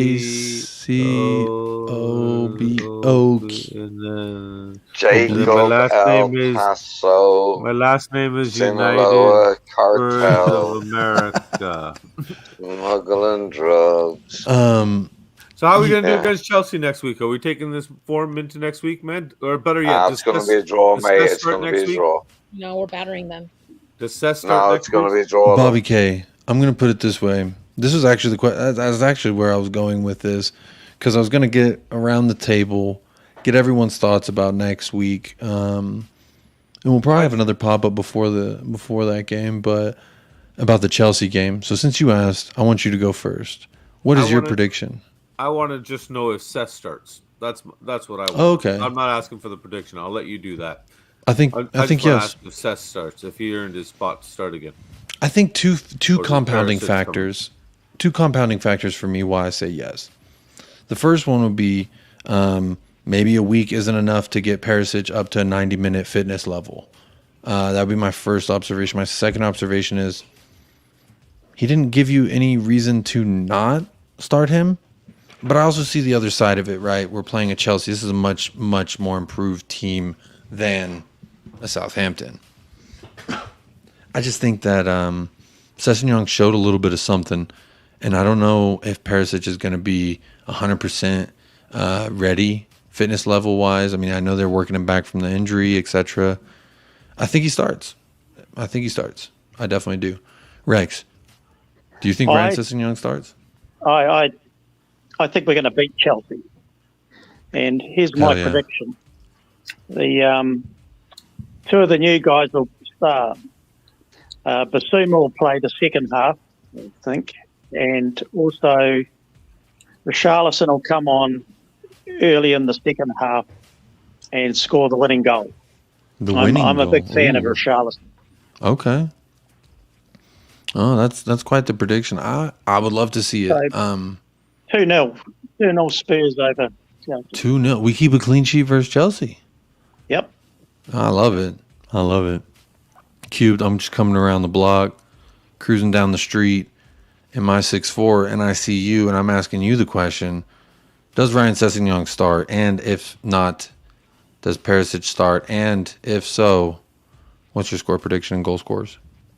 I think that Seth starts. even with today's performance, I still don't trust him enough that I would want him to start against Chelsea, but I don't think Perisic is 100% fit. So I think that Seth starts, and if he is shit, then I think that Conte is going to put Perisic in earlier than he would otherwise, because I do think that he's going to sub him off, like, regardless. But this difference is, when is he going to sub him off? You know, is he going to sub him off at, like, halftime versus I'm going to sub him off at, like, 70 minutes or something, you know? Yeah. Fair point. Goguma. Did you have anything else to add, Cube? I'm sorry. Well, I was going to say, I think we're going to beat Chelsea, and my score prediction is... Okay, I said we were going to batter them. We probably won't batter them, but I love the energy, though. That's the vibe we need. We do need that vibe. I think we're going to be doing. I think we're going to get like 3-1. I feel like we still won't be able to get the clean sheet. Probably Sterling is probably going to score on us. You know, maybe one, and then but they don't have like a striker right now, so they're not going to score a lot. And then hopefully, Sonny and Kane get their form back, because they were not happy today. They were pretty unhappy with their performance. J.Co., Sonny and Kane will symbiotically work together and get 3 goals. I love it, J.Co. You're with the vibe. You're always with the vibe. Number 2 founding father, J.Co. Thank you so much for that. The Empress herself, Goguma, I'm coming to you. Does Ryan Sessegnon start? Yes. This will start, I think. Okay. Not just because he's on form, but I also feel like, you know, Conte believes that he deserves it. And even though it's a big game, and you know that someone like Perisic would step up during big games and play well, Mm-hmm. I still think that Conte will give it to him. So, oh yeah, start. Mm-hmm. And I think we'll win 3-2. 3-2. Ooh, who's scoring? Who we got? We got Sonny? Yes, Sonny for sure. Kane. And I don't know who scored the third one. Probably Decky, because he's so on fire today. Man on fire. That's exactly what I was thinking. Mm-hmm. Yeah. Okay, good shout. Do you care who scores for Chelsea, or you just want to say someone will? I don't know. I have a feel. Maybe Sterling. Maybe Sterling will score. Yeah. They were kind of playing him as the striker today, weren't they? Or was I tripping? Did anyone see Chelsea play Everton? I mostly watched for Dele Alli. I not watched the highlights yet, mate. Okay. It looked like, I could be wrong. I mean, I only watched mostly whenever Dele Alli came on, but it looked like they were rocking with Sterling kind of as a center forward, but who knows? Thank you so much for that, Goguma. Coming around. I'm going up north. Bobby K. I'm going to ask you. Yeah, but he starts. Simple as that. He starts. Yeah. He scored. Well, was that the Today, sole he reason played why? well. He didn't do anything wrong. At the end of the day, we're playing Chelsea. It's an improved team. We're going to their house where we have an abysmal, absolutely atrocious record. So, if he doesn't do well, we bring on Perisic. Simple as that. We can upgrade. Mm-hmm. But if we start Perisic, not up to par, he's not up to speed, or he doesn't play well, then do we really upgrade by bringing Cess on after him? So just for that reason and not taking that chance, I'd rather just start Cess and then have that option to upgrade if needed. Bobby, I feel like you in particular, you do this thing and it's magical because there's a way that a lot of people think about it. There's a way that another group of people think about it. Then there's a way that I think about it. And then there's always, when you give your reason why, because that's the reason I haven't heard yet. And I think that that's a really good reason that you just said. You do a good job of shining a light that I didn't know was on. You just flip that little switch and you shine a light because that's a really good point. That's the beauty about these channels, buddy. This is the beauty of us having these conversations and stuff. We all see different perspectives and we gain knowledge, right? So because I haven't heard anyone you guys, bring I up see different angles, right? That's a really good point because if Sessegnon, or if we start Perisic and he struggles, and we're like we need someone better at that position, is bringing Ryan Sessegnon on going to help us? No, but I think I like what you said there. Thank you for that, Bobby. Did you give your goal scorers? Not yet. I didn't know we were going to go straight into predictions, but yeah, okay. We're going around. I think that this is it because the way we started, they didn't look too sharp there, playing Everton of all teams. So I think if we're going to get a game at Stamford Bridge and finally get the win and break that damn duck, it's now. Mm-hmm. This is it. It's got to be done. So,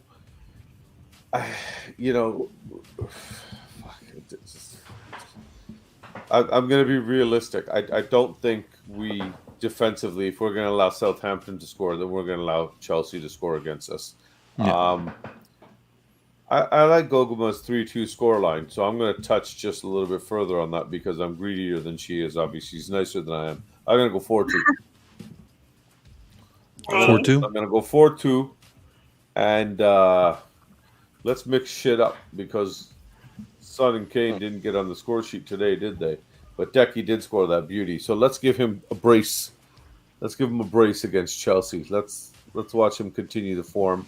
Let's watch Richie, Mr. Bob Spurs' new best friend in the world. Let's watch him come on and bring one in.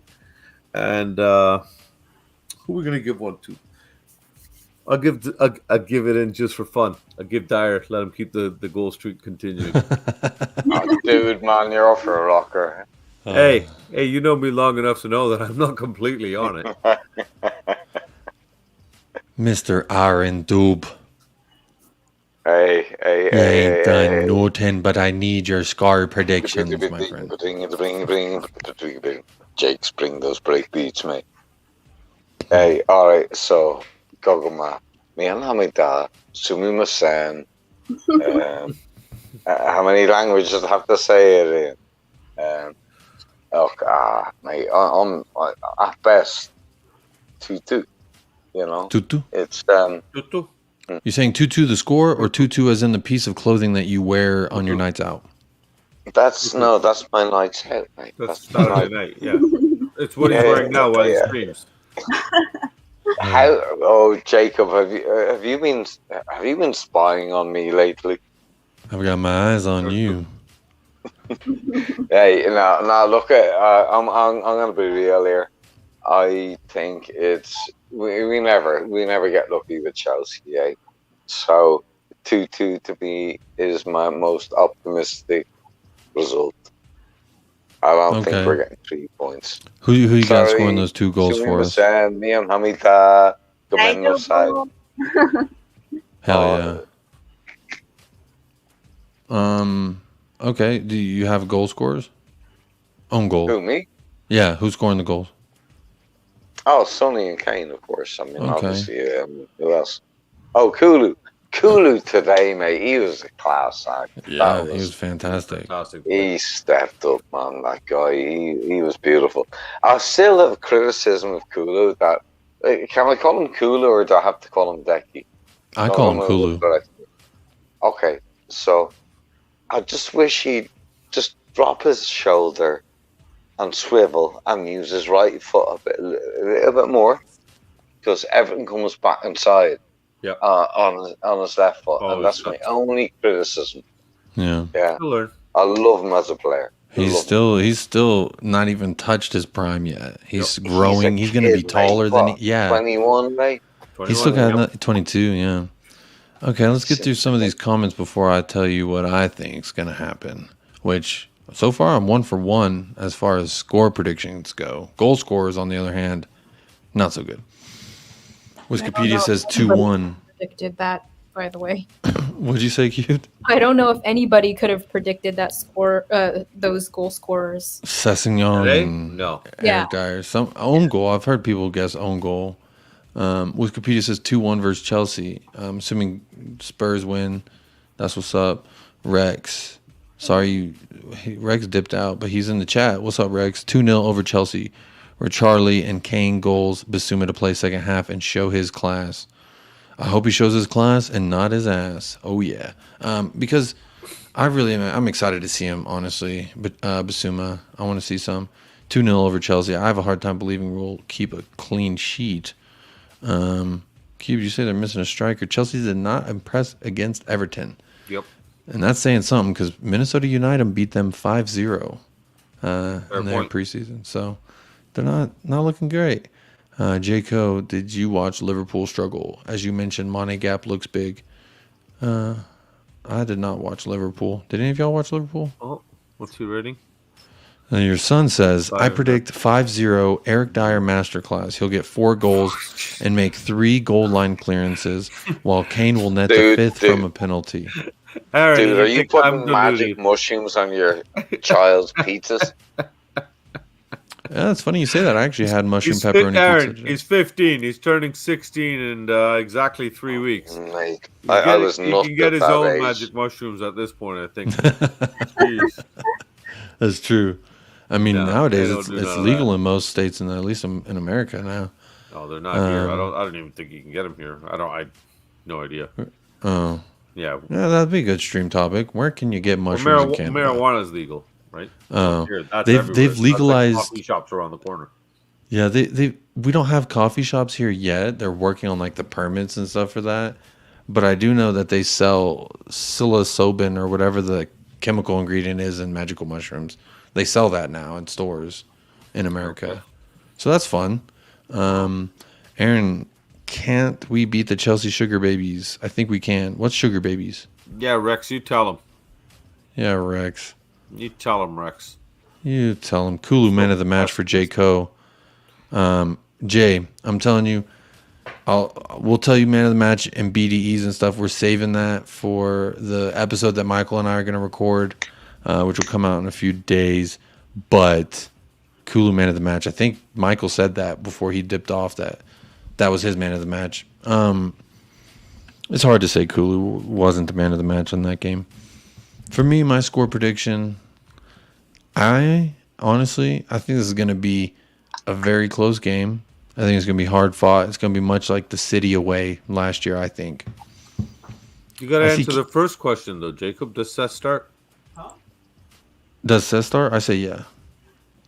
I think so. Like I said, I think that there's a few compounding reasons why. First, outside of his goal being that Perisic isn't 100% yet, and I think that once he is 100%, that's going to be his starting position no matter what. Or, hell, if we don't get much coming out the right side, move Perisic to the right, keep Cess on the left. I heard that mentioned on Bob's Spurs stream, and I was like, you know what, that's might be wacky enough to work if Sessegnon continues to come good. Exactly. And I think that this is a good test. Now, there is a part of me that gets a little reserved when it comes because if you remember last year, Japhet Tanganga was world class against City. He had Raheem Sterling in his pocket. Mm-hmm. And then there was another team from the Big Six that I think he pocketed right before he had that Crystal Palace game, and then it was all downhill for Japhet. He did really well against Man City opening day last season. Yeah, and then there was someone else, wasn't it? Or was it just that he pocketed Grealish? The City and the Liverpool ones were the big ones. Yeah. I just thought that, so I don't want to get too, going about a guy. I mean, Ryan Sessegnon was great today. I think he showed a lot of things that he ain't shown us yet. But I think he deserves the start and at least give us a chance to see him versus a higher echelon type team. So I think Ryan Sessegnon starts. My score prediction, I'm going to say 3-2. I think it's going to go similar to the Man City, like I was saying. I think the goal scorers, I believe Son and Kane are both going to get on the score sheet. Now, I think it's either going to be like 2 for Sonny, 1 for Kane, 1 for Sonny, 2 for Kane. That's kind of what I see Kane scoring the winner, and us breaking that little Stamford Bridge curse. Excuse me. Actually, I like to call it shit stain bridge. That's just my personal preference because I think it's an ugly stadium. It looks kind of like not really impressed. There's better high school American football stadiums in Texas. They spend millions and millions of dollars on American football, just high school for school kids, so they can play in the nice big stadiums, similar to shit stain bridge. But I think we should win this. I think, I'm not sure who said it earlier, but if there's any time for us to go against the grain of what usually happens, the time is now. Especially for Chelsea, they're a little down right now. They're still finding their groove. No true striker that they have. No one really stands out as a threat, in my opinion. I'm just not scared of them this year like I was last year. Last year they spanked us around a little bit, kind of made me run with my tail between my legs. But I'm not worried anymore. They don't have that Russian money. I'm not scared. That's just my personal feelings. I hope Sonny scores against them because even though in general we don't have a good record against Chelsea, Son actually has a pretty good record against Chelsea. He had that amazing Chelsea goal way back when. Even when he was at Leverkusen, he played against Chelsea, scored really good goals against Chelsea in the championship, so the Champions League, and so I think he has a pretty good record actually against them. I'm hoping he scores. I hope so too. I want to see him get going. Also that way so Big K can't come in here and tell us about just how many goal differential Eric Dyer has on Heung-min Son. So guys and gals, any final thoughts before we end this beautiful, beautiful pop-up with all you beautiful people that joined me today, tonight, this evening? Any final thoughts? Cubed, I'll let you go first. I'm going to go back around the wheel. You got any final thoughts for us? And it can be anything. You can just be like, I like tomatoes. I don't care. Okay, final thoughts. I think that I'm excited. We're off to a good start. We still have to work out some kinks. I feel like everybody's a little bit overreacting a little bit to the win that we just had. Mm-hmm. It's great and the scoreline's great, but we were not great for the first 20 minutes. So in my opinion, we were a little bit sloppy in passing, even though we were trying really, really hard and we were pressing well. So I think that there's still some things we have to work out a little bit related to just getting fitness, just kind of rust, getting back into the swing of things. But really excited, and I think that we're going to win at Stamford Bridge, and I can't wait for it. And also, for the record, Sonny is the most selfless guy there is. He is not at all selfish. I love it. That's the wheel rotation got a little thrown off. So, Aaron, I'm going to let you go. You got any final thoughts for us, buddy? I missed actually what the question was, and I'm trying to read government angle. The question was it was not really a question, more of just a, you got any final thoughts for us? It could be anything from I'm looking forward to the game, or I think Eric Dyer has good smelling feet, or you like tomato sauce with mustard, something weird. Who cares? Just any final thought. Yeah, we call it tomatoes. You call it potatoes. It's hey, where was I again? You distracted me, mate. It's potatoes. Don't ever say potatoes or tomatoes to an Irishman, man.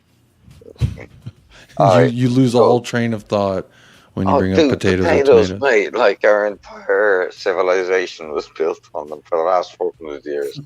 Gogama, Sumimasen, Mihamida, as always. Yeah. Aishtolu, Daisuki. Hell yeah. Okay. I don't know what the hell you said, but that's what's up.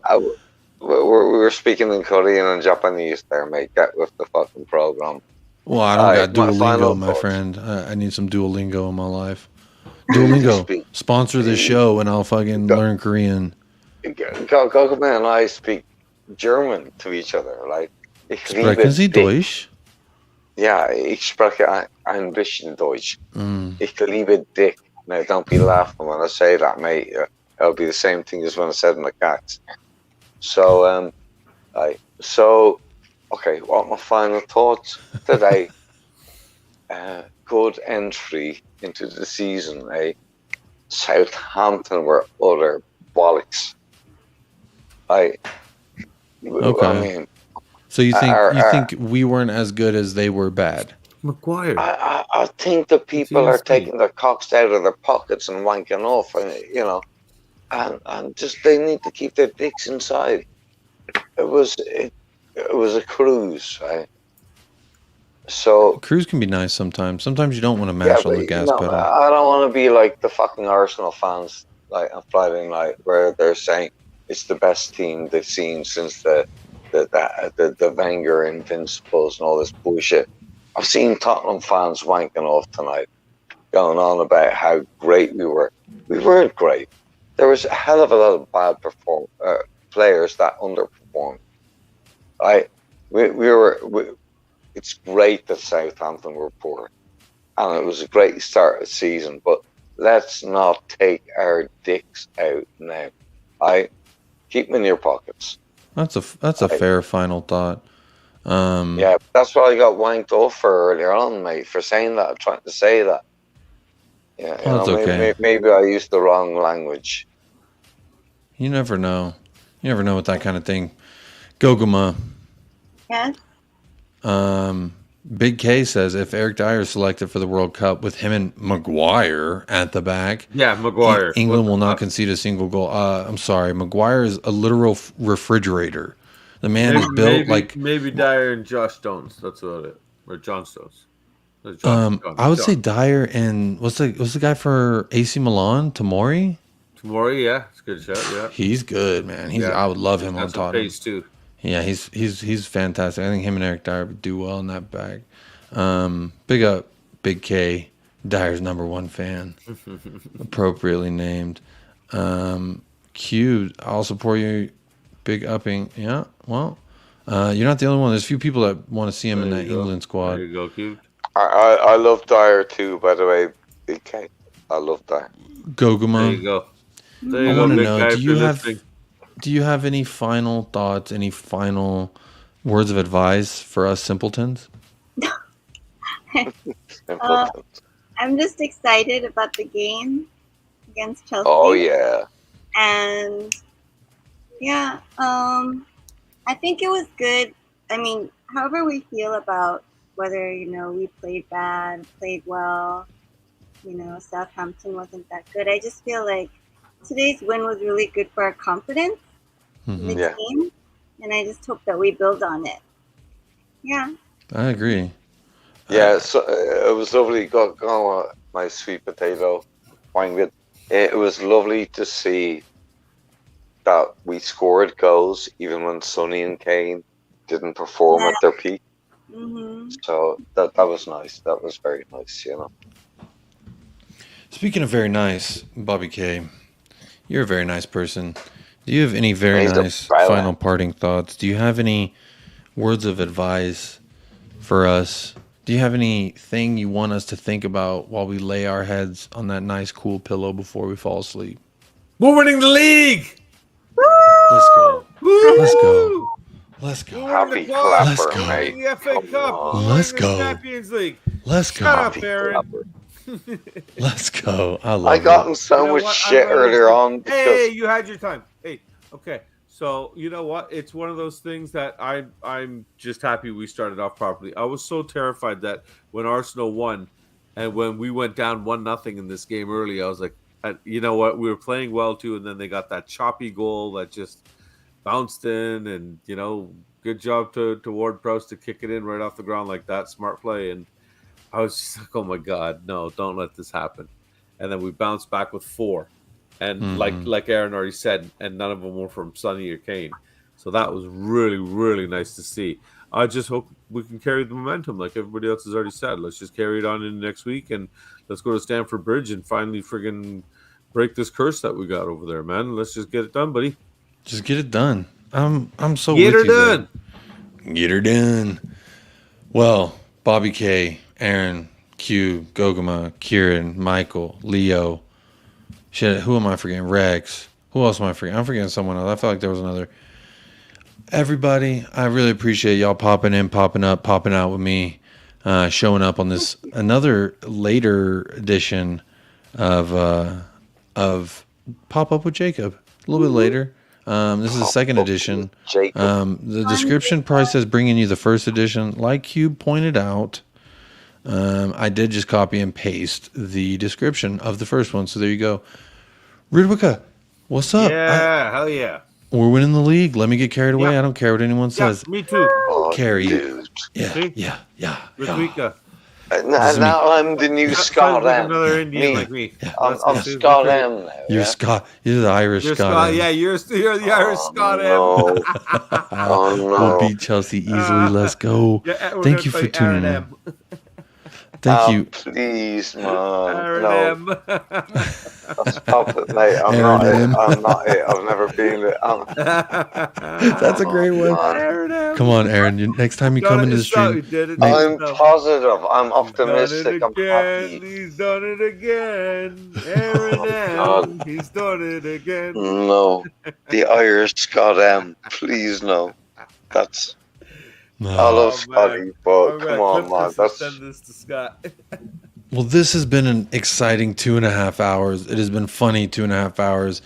If you're tuning in now, please go back and watch the beginning. We had a lot of fun banter. A lot of these very beautiful. Scott M. Apparently, we had very not good banter per Aaron M. But that's okay, Aaron. We appreciate you. You're a part of the family here, so thank you so much for being a part of this. Thank you, everyone, for being in the chat, for liking this video. If you're watching this on demand, thank you for watching on demand. I hope you have a great rest of your day. But I want to say mostly that thank you to our sponsors. James Joris, we got J. Co., my California buddy. We got 3 Spurs boys, my Canadian buddy. We got Mile High Hotspur, my Denver buddy. C Cube, my San Francisco buddy.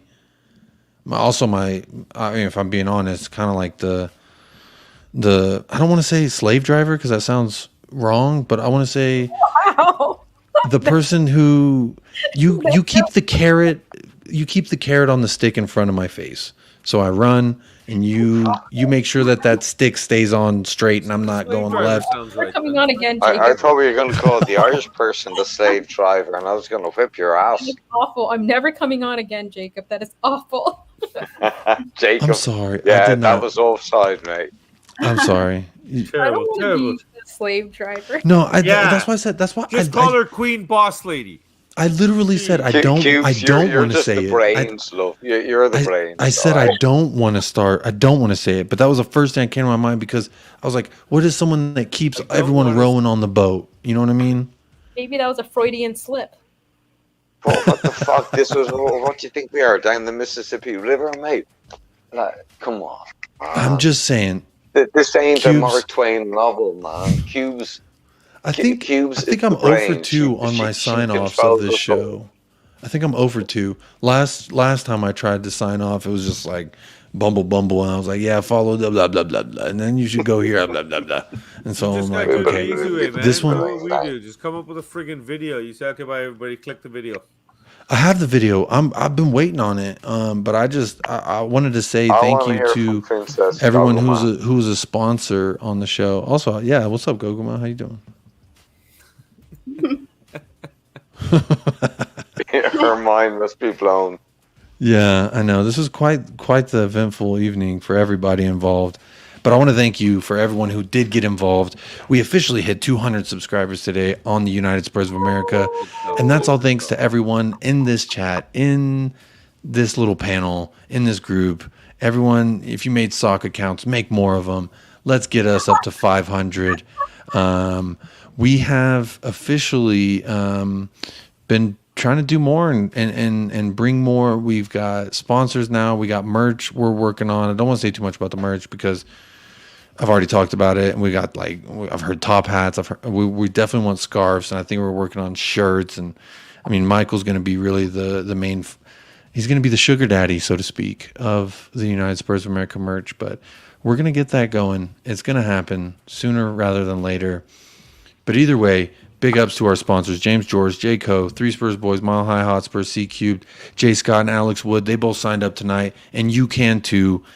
In the chat is linked, anchor.fm/United Spurs of America. Please click that. Any amount you want is very much acceptable, and you become a sponsor of the show. Please hit that like, hit that subscribe here on YouTube. Even if you don't want to be a sponsor, you're still sponsoring us by subscribing, liking. Definitely go check out 3 Spurs Boys over on YouTube as well. They got Kuva tomorrow, I believe. Yeah, me and Kuva are starting our new show Sunday nights there, basically 5 p.m. our time here, so 10 p.m. England, which is, the hell is that, 3 p.m. your time over there? We're going to just do a little live weekend wrap-up kind of thing, and we talked about doing this back in May and stuff, and Kuba and me just, like yourself, man, just a couple of guys just want to have a good chat. Yeah, exactly. Have different perspectives, and Kuba's a brilliant guy, so I'm really lucky there, and the kids got a little show that they've got coming in the morning as well. They've stopped their pregame and postgame thing, so they've started a little something else, a little 10-minute postgame thing that'll be coming tomorrow, 8 a.m., so that's 6 a.m. your time, so I saw that at 6 a.m. I know you'll be up for that one, of course. So on a Sunday morning, just got a few things going here with them, and whatever they want to do, Jacob, they do, and it looks like they're going to let me have my own little slot too to have some daddy's playtime. So their own little slot. Oh, Bobby. Well, I might not be up for 6 a.m., but hey, you can always watch it on replay. I got tons of things in the queue, and I do not mind adding more to it because, Sundays are best spent enjoying things you enjoy. I know I'm going to enjoy. Cube, I see you in the private chat. I'm so sorry. I was not calling you a slave driver. I said I don't want to call you that. I said I don't want to call you that. I don't want to call you what I'm going to call you, but I didn't mean it, even though I said it and didn't. I don't want to call you a jackass, Bobby, but you're a jackass. And it came out, and the words were there, and they weren't meant to be said, but they came, and something like that. But I didn't mean it, and that's what matters. Yeah. You know what I love about this? Is Texas is the Texas. I get you're American, right? Jacob. I get it. Right, and then we have Indian Canadian, and then we have Korean goguma, sweet potato, and we have. Don't call anyone sweet potato on this show. No one's a sweet potato on this show. Goguma means sweet potato in Korean. Oh, it does?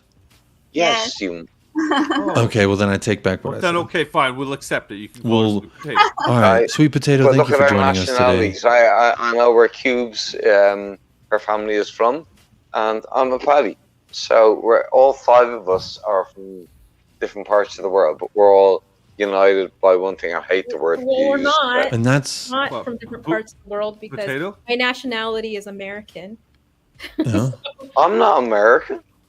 No, she said hers. My nationality is American. No, but our origins, right? So my origin story. Let's not get into it. Cubes, I know your Chinese origin in background, yeah?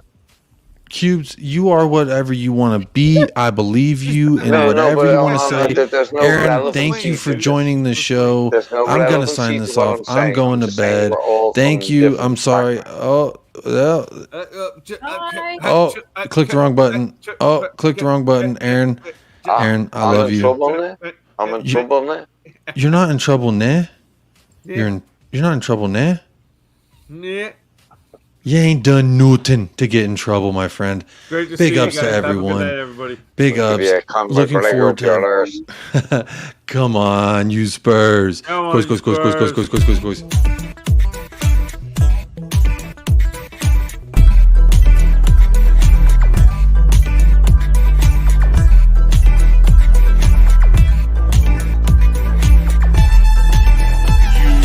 United Spurs of America, with your hosts, Michael and Jacob.